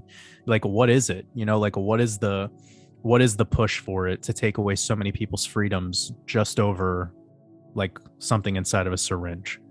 So all of this happening again on the world stage at this exact time, this transition into the year 2022. Yeah. I mean, I guess I can add, I mean, such grand points, my friend. Looking at this platinum jubilee for Queen Elizabeth, and, you know, just remember, she was born on April 21st, the 111th day of the year, tied to the sun, and she's going to be 96 this year. And the number 70 in the string of pi is found at the 96th decimal digit. The number 70, this is going to be the 70th anniversary of her. So, I mean, obviously, and they have this special June 2nd through the 5th, 2022 to celebrate this holiday bank weekend. So it just makes sense that she's going to get her little holiday and celebration to get her 96th birthday, to get her to the yin yang, celebrate that 70th anniversary, which it marks the 96 in the string of pi. And then you're going to have the 5783 start in September of 2022. And that's where I just, 2022, remember I showed in my video the element lead, the 82nd element, which is where we all are. And we lead to gold, the element lead, it transmutes into a vapor at 2022 degrees, I think Kelvin, which is 2022. Yeah. I remember you told. That's a fucking amazing connection. Yeah. It was a real big eye opener for me that when I found it, 2022 degrees is what lead transmutes from one state to the next. And that element, Kelvin, the boiling point, which of course would turn it into a vapor, that is plumbum, and that plumbum is 33 in numerology, which is, the transmutation of the physical body to a gas. And then that weight of lead is 207, and 207 is the 27, which is currency and sabbatical year. And all that is all tied to this element lead, which, obviously is us. We're lead. And so you get this perhaps story of where the rapture comes in, people just vanishing out of thin air. The movie of the Avengers showed it. Now, I'm not saying they're the all end, and they're telling them the absolute story of what's going to happen, but they did their own version of it. The vaporization of people just disappearing, poof, out of thin air. Oh, man. So I was telling you about that Kanye West music video that hasn't come out yet, right? The Heaven and Hell. It's called Heaven and Hell on the It's called album. Heaven and Hell. Heaven's 27. Yeah, it's literally called Heaven and Hell, and I need to send it to you. So it's 2 minutes and 27 seconds long, first of all. Okay. And but anyways, the music video just shows like it's very black. Everything about it's black. Like you can't even see people's faces because they're wearing like black ski masks, black jackets, black gloves, everything. It's jet black. It's done in the nighttime, and it all kind of just shows you this like post-apocalyptic reality where everyone is covered head to toe, and you can't see anyone's expressions. You don't see anyone communicating with each other. Like no one's talking to each other. Everyone's like looking at devices. Yep. And then it just ends with their bodies being like sucked into a vortex in the sky, and you just see them all like going away, like everyone. And it's really, really a lot of symbolism. And then it ends with showing you like screenshots of like Renaissance paintings that are like showing you the end of the world, basically. Like shit you would see in like Revelation or, and of course, the song's called Heaven and Hell. So it's like, okay, so I don't know, man, that would be a great decode. I got to send you that because there's someone that has the leaked video. It's not the highest quality, but I think you would get a lot of gems out of that. One other important thing is if you type in lead into gold in the gematria calculator, you get 47 in Chaldean. Again, the 15th prime number. Yep. Yep. Like, wow, it's so powerful. And platinum jubilee giving you the 55 in Chaldean. Again, connecting back to Satoshi Nakamoto, and so Satoshi being Saturn, or the creator of cryptocurrency, the creator, God. Yep. And which is 55, yes. Creating the artificial sun, which is Bitcoin. Yeah. Yep. That's because because the sun's gold, and that's where the gold's going, right into crypto. Also, all these 15s, somebody sent in a comment in one of my live streams, John 15, the Bible. Yep. John 15 and 18, 19. And it really it was powerful to read that. Do you ever read parts of the Bible? Oh yeah, dude. I know a lot of it. Yeah, I decode a lot of it. Yeah. Yeah, I'm feel like I need because where I'm at consciously and where I'm at with my decoding journey, I just feel like, wow, I could get so much out of this book at this level, with this way of perceiving reality. But yeah, John 15, 18, 19. I don't even know how to talk, how would you say that? How would you explain the part of the Bible if that's just John 15? Yeah, John 15 verses 18. Okay, verses 8. Yeah. Read that sometime. It's if the world hates you. Yeah, the hate thing, right? Yeah, it's very deep. Yeah. Very deep. Yeah. Yeah, I just, if you want to, what summarizes it for me, what does it for me, what I just keep going back to is Isaiah 45 verses 7. I mentioned this several times in several decodes, and it says, I, the Lord, make peace and evil. It's telling you it's creating both. And the 45 is rhodium, which is the black cube. It's what we all live in. That's what the Mecca has. The 45 is rhodium, which is the cube. It's and the Rosicrucians called it the rose that gives the bees honey. And that's the 45 element rhodium, which is the RH. And you can't mistake it. I mean, that's just what it means. I've broken it down so many times, and it's undeniable. So if people are damn, that's fucking deep, man. I form the light and create darkness. I make peace and create evil. I, the Lord, do all these things. That's right. Yo, how do you skip that part? No. Well, you don't. Yeah. People mistranslate it. They'll use calamity instead. I make peace and calamity instead, like the JW Bible. Yeah. The New World Translation uses different words. It'll use the word calamity. But what's this? It's a freaking negativity. It's the same thing. There's no difference. Evil, calamity, whatever you want. You can call it any way you want to call it. That is so deep. Wow. It's super profound, man. Yeah. Some of these pieces, because it's just a simple sentence, but it's deep, right? It has so much to go, so much deeper to go just from that. Yeah. And inspiring also. When I read the John 15 verses 18, I was like, oh my God, I've been feeling that in my life. I've been feeling a lot of hate coming my way. And I've been feeling a lot of energy coming from people who they like pointing fingers, and they like being super negative and not taking personal responsibility for their actions. Yeah. And to read that, if the world hates you, keep in mind that it hated me first. Yeah. If you belonged to the world, right? Yeah. Oof. That's basically saying you're not even you're a fucking alien. Yeah. Yeah. I mean, this, I forgot to mention too, the Isaiah 45:7, when you trace it back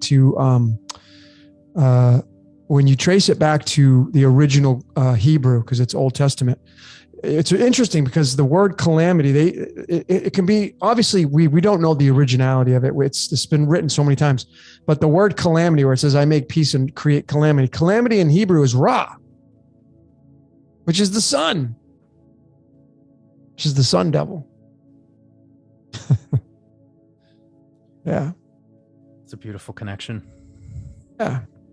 Well, I mean, look, on the Bible itself in the Vatican, you have the sun, you have two pillars.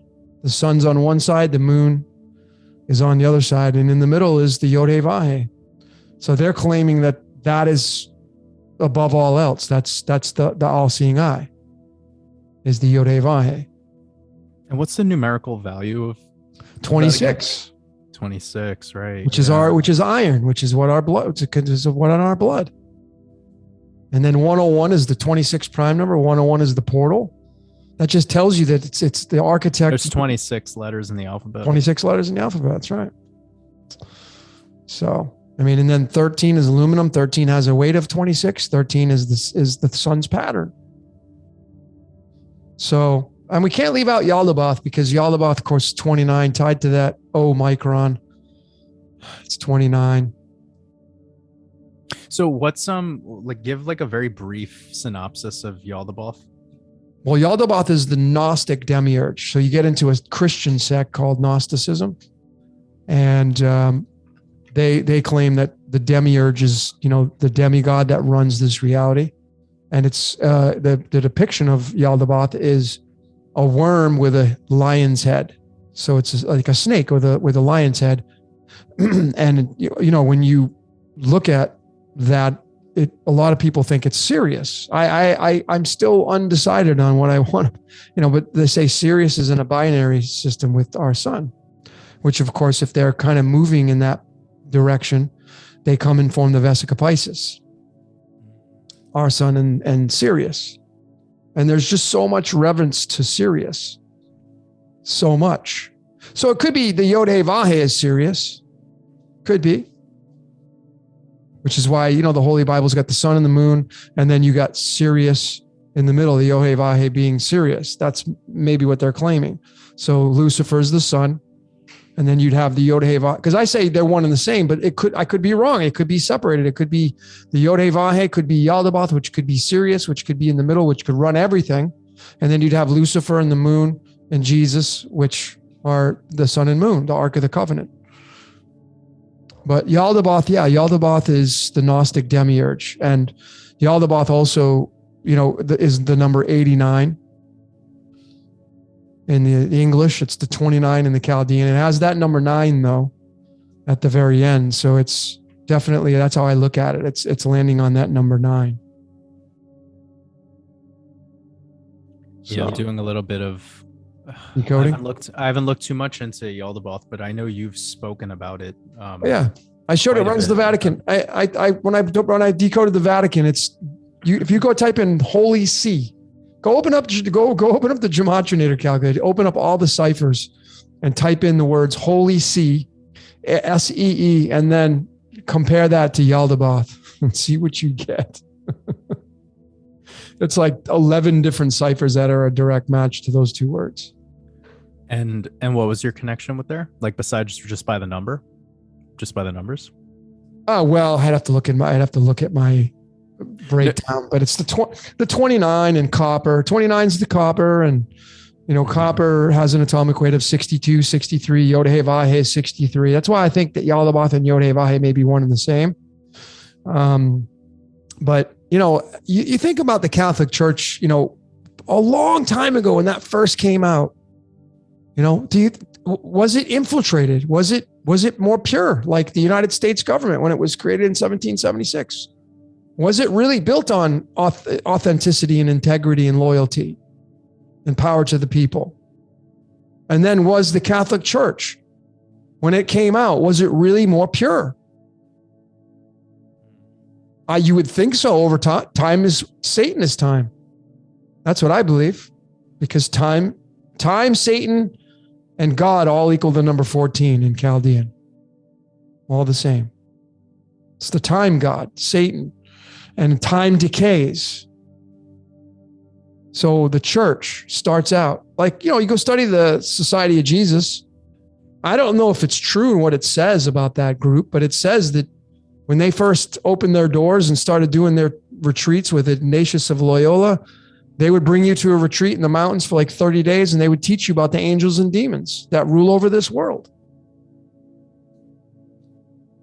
And then you would go through this 30-day regimen, I guess you'd call it. I don't know if it's true, but I do know that life's cyclical, and I believe in the golden age to the dark age, and then it repeats. So we're in the dark age. It's the loony bin right now. In the golden age, these things that are going on in the world stage, probably, and 99.9% sure, they would never happen. You wouldn't have loony bins going around on the world stage. You wouldn't have. What happens to a baby? Gets infiltrated, huh? But why? Why wouldn't it Like, are you saying that if we were to have this sort of golden age energy or consciousness or vibration or whatever, like it would be impossible to have anything that Well, it would get wiped. It would get wiped out. You know, yeah. I was watching. There's a great. I don't know if you're like Iron Maiden, the band Iron Maiden, but if you haven't seen their video, the latest one, it's called. You got to watch the video, dude. Are you a fan of Iron Maiden? Well, I'm down with metal for sure, but I haven't listened to them a bunch. I do see that they like have some interesting stuff by the Code, because I believe I watched. Didn't you decode them? No, I haven't. One of their songs. Well, I talked about it's called Writing on the Wall, and of course Bruce Dickinson wrote it, and you know these guys did 666, the number of the beast. Yeah, and when you go watch the song. Writing on the Wall, it's the character that they use, Eddie. They call him Eddie. And he comes in, and if you watch the video, he comes in and he starts just the freaking apocalypse. The four horsemen come in and they just wipe everything out. Time to just clean house, cut the cancer out. So that's exactly what I think happens in these ages, is that we go from the golden age where there's no bacteria in the body. Little baby, it's pure. No bacteria, no viruses, not sick. Everything's working correctly. It's like a new car. You drive it off the lot, no miles. You're not worried about taking that car on a long trip. But if you went and bought a used car with 200,000 miles on it, you got to drive it all the way across the country, you may be worrying about it a little bit. Right? So it's the same scenario at this stage of the game. I think at one point that the churches really were pure. And as time moves, it gets infiltrated. Everything's been infiltrated by the darkness. And now you have this craziness going on the world stage. And it's about to be, the four horsemen are going to come in. All the ancient texts talk about it. Hinduism, Taoism, that's all the same. You're going to have Shiva the Destroyer come in and wipe it all out, cut all the cancers out. And you're going to start over again, whatever that looks like. And that's reincarnation. You know, you buy a new car, you drive it, it put miles on it, it becomes a used car. You may sell it, it may exchange hands a few times, and eventually that car is more than likely going to end up in the junkyard. And then you go buy another car. Sneakers, you buy a pair of shoes, they get dirty, you clean them, throw them in the wash. Eventually they get to the point where they're unwearable. You either hand them down or you throw them in the trash and you buy a new pair. That's how this earth works. There's really no exception to that. Yeah, I mean, I was watching these crazy videos the other day of like time-lapse footage of, it's literally just time-lapse footage of somebody putting different things like on a plate and seeing what it looks like over a long period of time, and like, you know, taking an apple and just showing you what it looks like 200 days later. And of course, like after like just a couple days, it starts to oxidize, and then worms and flies are all over it. It's pretty fucking gross. But the point, like what you can see there, the depth of it is like, eventually some parasite or something starts to feed, and then it gets all of its juice and currency out of it, and then it just moves on to find another thing. And it sucks it dry. And then that's kind of how I look at like my experience here on Earth. And like the clear pill for for the next 5 seconds or so is that, like, don't let somebody like feed off of you. Like, don't let this New World Order or whatever they are, like, don't let them steal your gasoline. You know, like whatever the fuck's going on right now, meet the Titans when they show up.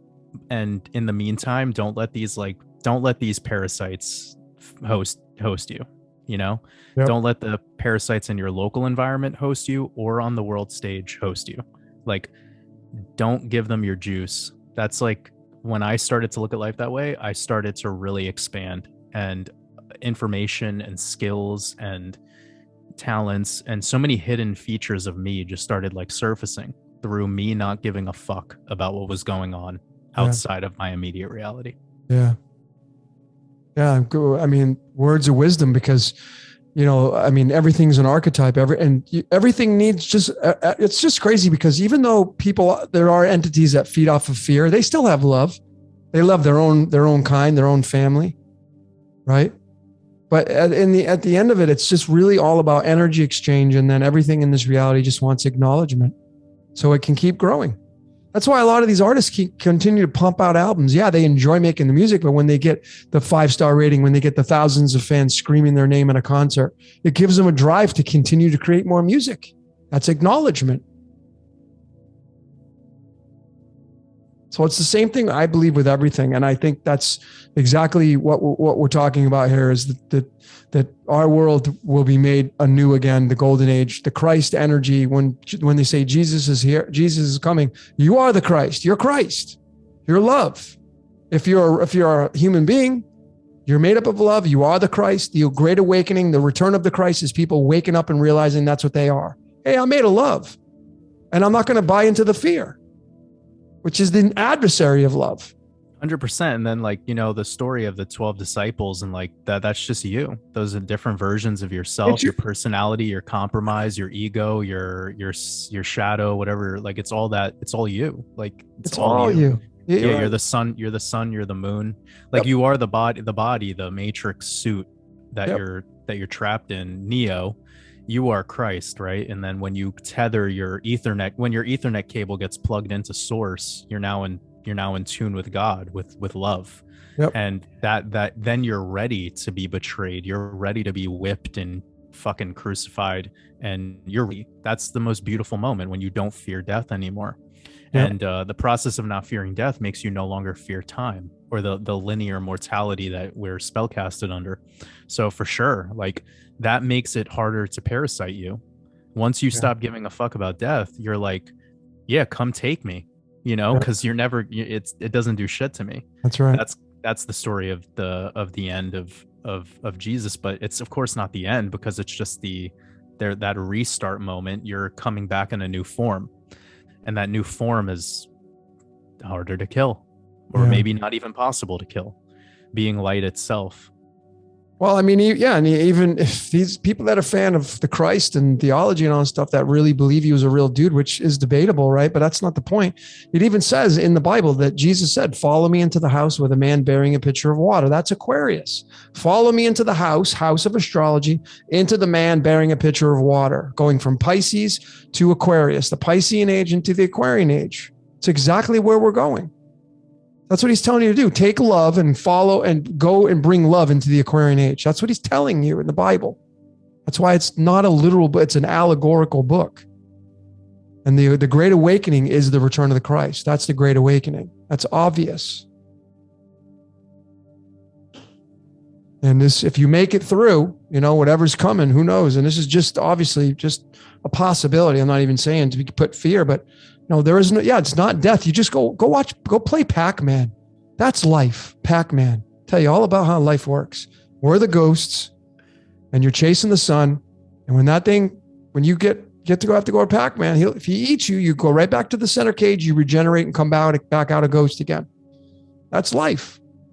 It's pretty easy. 244 pellets, plutonium. That's the total amount of pellets on each level, 244. Game over.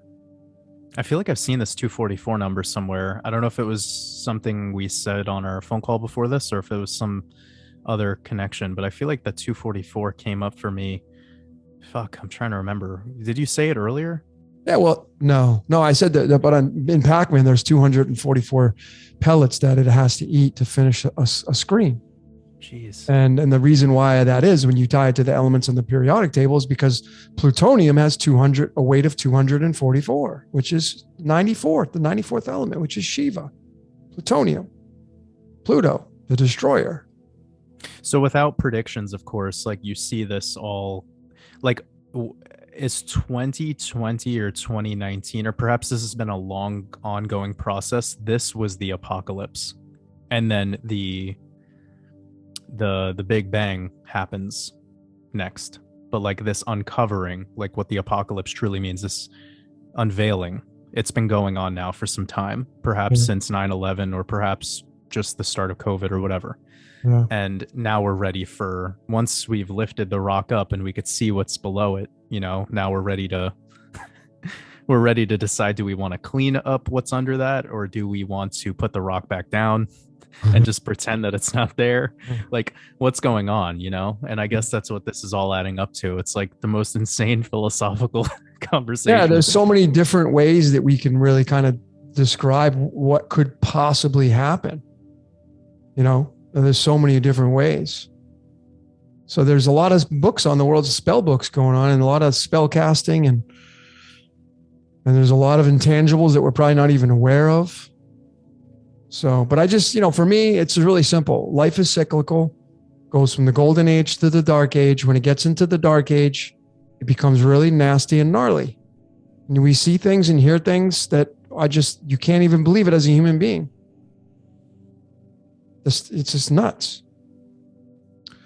So, but once that changes hands, once the change happens, and so we could have a lot of scenarios. I'm hoping the law one material is the one that where you graduated and you just escape all this madness. But that's obviously we'll find out, right?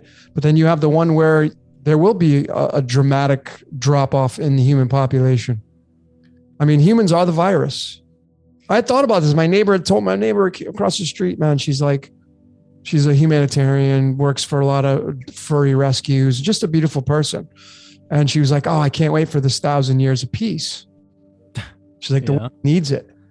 Because we're talking about the cycles, Mm-hmm. And she's like, I can't wait for this. The animals need it so bad. 1,000 years of peace. So it made me think, I'm like, you and I were discussing the Shmita around this time. And the guy that lives with her, he's Hebrew. He's Hebrew. It's crazy. Did you know about it? Of course. I always have a conversation with him. Yeah, he keeps bugging me to go over and hang out with him. I just haven't had time to go over there. I haven't made time. But he's a cool dude, He's a cool dude. Yeah. And he's just like, he doesn't care. He's like, I don't care. I don't own a phone. I don't care. It's like, it's just going to happen. That's it. I'm ready. I'm here. I'm enjoying paradise. That's it. That's the vibe, man. That's the vibe. Yeah. So anyway, she's like, I can't wait for 1,000 years of peace because the animals really need it. They need a break. So that's when I thought, when we were talking about the Shmita, I'm like, is it possible that this Shmita will be where the large portion of the population will be removed from the Earth plane? And what would happen if there were a mass depopulation? Well, you would obviously take all those bodies off the board. Now the virus, which is the human being experience, that it's eliminated to a massive degree. So would the Earth get a rest after? Of course it would. I mean, if I'm just using the Georgia Guidestones. I'm not saying this is true, but imagine that really is what happens. There's a 7.5 billion genocide kill off. Yeah, I know. That's a removal of a lot of viruses, because we're all viruses. If you wipe your ass after you go to the bathroom, you're part of the virus because you're a parasite. If you wipe your ass, you're partaking in killing the trees, because trees are made from toilet paper is made from trees. And what are you going to make your own toilet paper? You're going to go outside and start using leaves and bring them in from the outside? I mean, come on, So we're all viruses. We're all parasites. We feed off the earth, and that's just inescapable. Anybody that doesn't think they are, you got to put your ego in check. Yeah, I mean, well, I said this in a live stream one time. Like, bro, I do a live stream every fucking Friday since March. I said this one time, like with the same like context that you're talking about. And I've had like tons of people be like, "Oh, this guy Waters Above thinks humanity is a parasite." And I'm just like, "But you're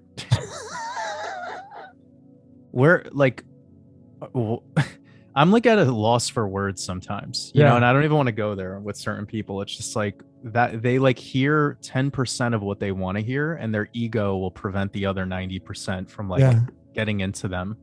And it's like there's such a difference between listening and hearing. You know what I'm saying? Such a skill to like actually actively pay attention to the words that you're perceiving. Yep. But that's where I'm at. And I've been saying this over and over, and you resonate with that. Yeah, we're the parasite, we're the virus, because it works both ways, like it works both exactly. Like there's creators, there's consumers, like, but I still go to the restaurant sometimes. Like just the difference is when I'm looking at the plate in front of me, I respect it coming from another creator, and I look at it at a molecular level. I start to think about the farm that food came from, and that makes me want to meet the farmer. And when I meet the farmer, I could actually keep up with them, Yeah. And consumers, they don't even give a fuck about the farmer. They don't care about the soil. They don't care about the year the wine was, the vintage of the wine. They don't care. Yeah. And that's not negative. It's not negative to say that this person is this or this, because I'm a musician. I could play live music, but I love to also watch live music. Yep. So people hear this stuff and they get very offended very quickly without like accepting the bigger picture here. Like when me and Logan speak words, we're not in duality or in neutrality. And that place allows you to actually see that like there's some depth here. But of course, people are probably aware of that by now, this deep into the conversation. Yeah, right. But I mean, hey man, Ark of the Covenant equals 70 in Chaldean. Oh, jeez, there it is. And there's so much to be learned with that as well, because damn, like that whole story about what was it brought to Solomon's temple? Is that where that was brought? And that's the sun and moon, Solomon. It's the sun and moon, which is the Ark of the Covenant, because that's why the 18th and 19th card in the tarot is a match to the 18th and 19th elements, which is argon and potassium, which is ARK. Put those words together, you get Ark. It's the Ark, the sun and moon, Ark of the Covenant. I think I'm spelling this right, but Solomon's temple is giving you the 193 in the English ordinal cipher, which is the 44th prime.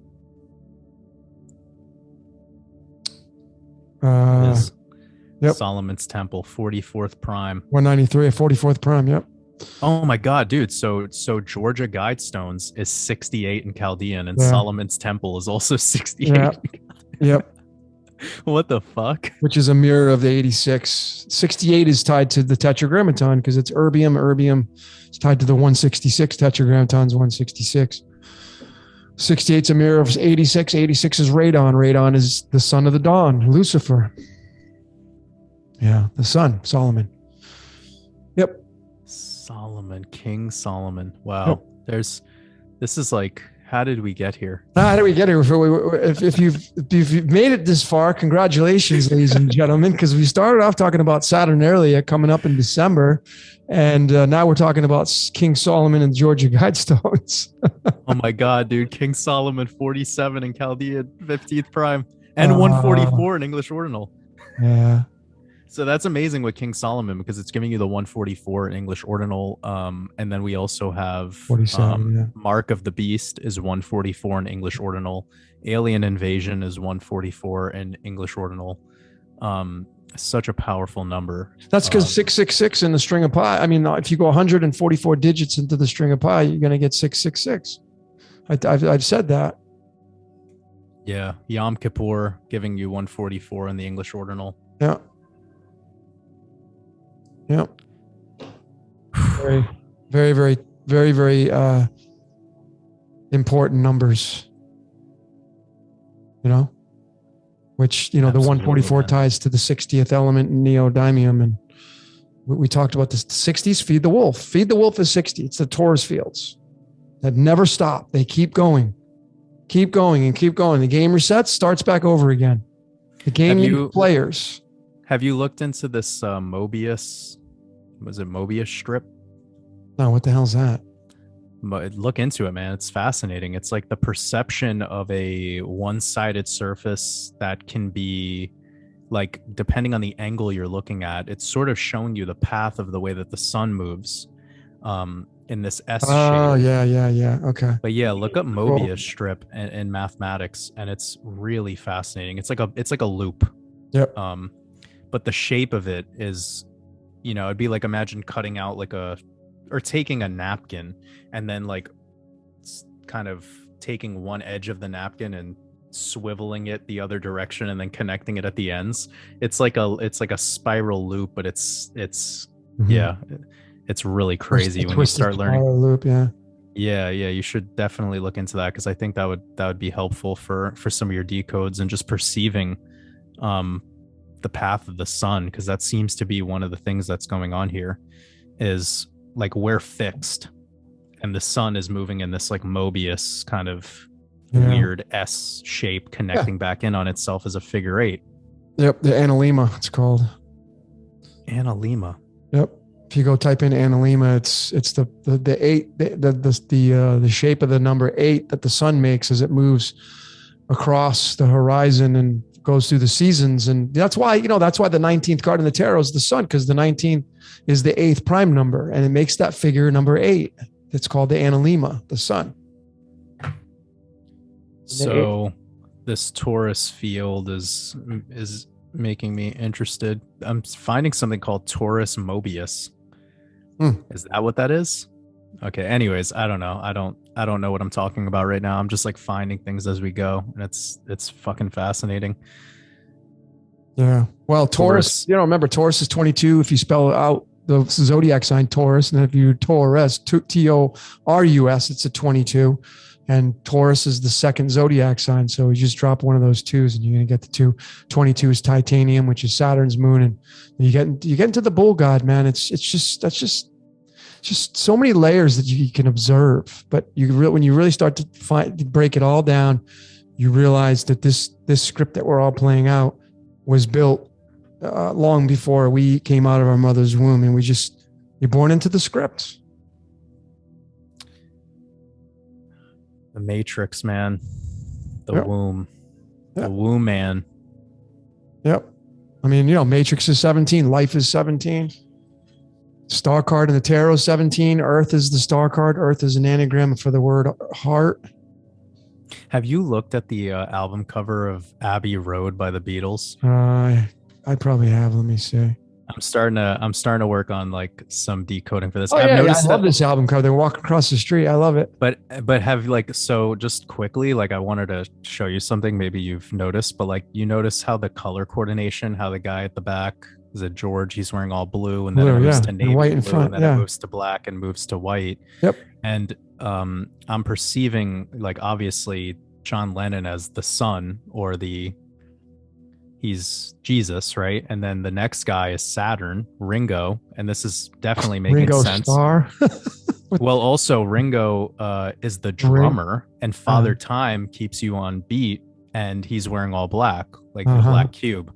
So he's Saturn. And then I'm trying to figure out who the other two guys are, but with Paul not wearing any shoes, I think that's really something symbolic, that there needs to be something. There's something about that. Sure, of course. Yeah, well, yeah, you don't wear no shoes. You're not walking on the fucking street wearing a suit and no shoes. Yeah, exactly. But the color coordination and, John Lennon being in the front wearing all white, even white shoes, and then Ringo Starr being the drummer, the one who keeps you on beat, who's Father Time, that's Saturn. There's so much going on here. But this like blue to dark blue to black to white, and how one of their feet are on like the white crosswalk and their other foot is on the black. Yep. Kind of like the checkerboard. This is absolutely something. Like intentional is what I'm saying. Like they knew what they were doing with this album cover, the symbology of it. Well, what I like looking at is the license. Oh my God, the album's 47 minutes long. Yeah. This 47 number has been like the theme. It's tetragrammaton, dude. Dude, listen. Washington, D.C., 47. White House, 47. Georgetown, 47. Tetragrammaton, 47. What do you think's running Washington, D.C.? It's crazy. In the same cipher now. The album came out in September. Oh my dude, the album came out on Rosh Hashanah, I think, in 1969. I wouldn't doubt it. I think it did. This shit is crazy, man. Like this is fucking crazy. They have a song called Here Comes the Sun. Yeah, I decoded that. Okay. Uh-huh. Wow. Yeah, man. I mean, we could go forever. This is fucked up. Yeah. They started recording the album on February 22nd. Yeah, 222. Absolutely wild. Yeah. All right, man. Well, I'm definitely. Yeah, let's call it. We'll wrap it up here. And thanks for sharing some time. And everybody out there listening, thank you for your support. All your donations and patrons for both Jordan and I. And if you want to join Jordan's masterclass or interested in the crypto, head over to his channel and sign up, man. It's if you resonate with that, if you get the itch, man, go do it. That's what I would say. So this has been a great fun topic, man. From Saturnalia, we end it with the Beatles and Abbey Road. This is pretty awesome. Ringo Starr, he's Saturn, man. Ringo Starr, yeah, for sure. All right, my brother. Well, all the best to you over there where you're at, and I know we'll be hooking up again soon. But all of you listening out there, thanks each and every one of you for joining in. I know we'll have another, probably I think it's part 6. This is part 5. But we'll be having another topic come out soon, sooner than later. So I just want to send out my love and kindness to everybody out there supporting my channel, Jordan's channel, all those great decoders out there, wherever you are in this world. My name is Logan. Decode your reality for Jordan. What is above crypto? We'll see you next time, folks.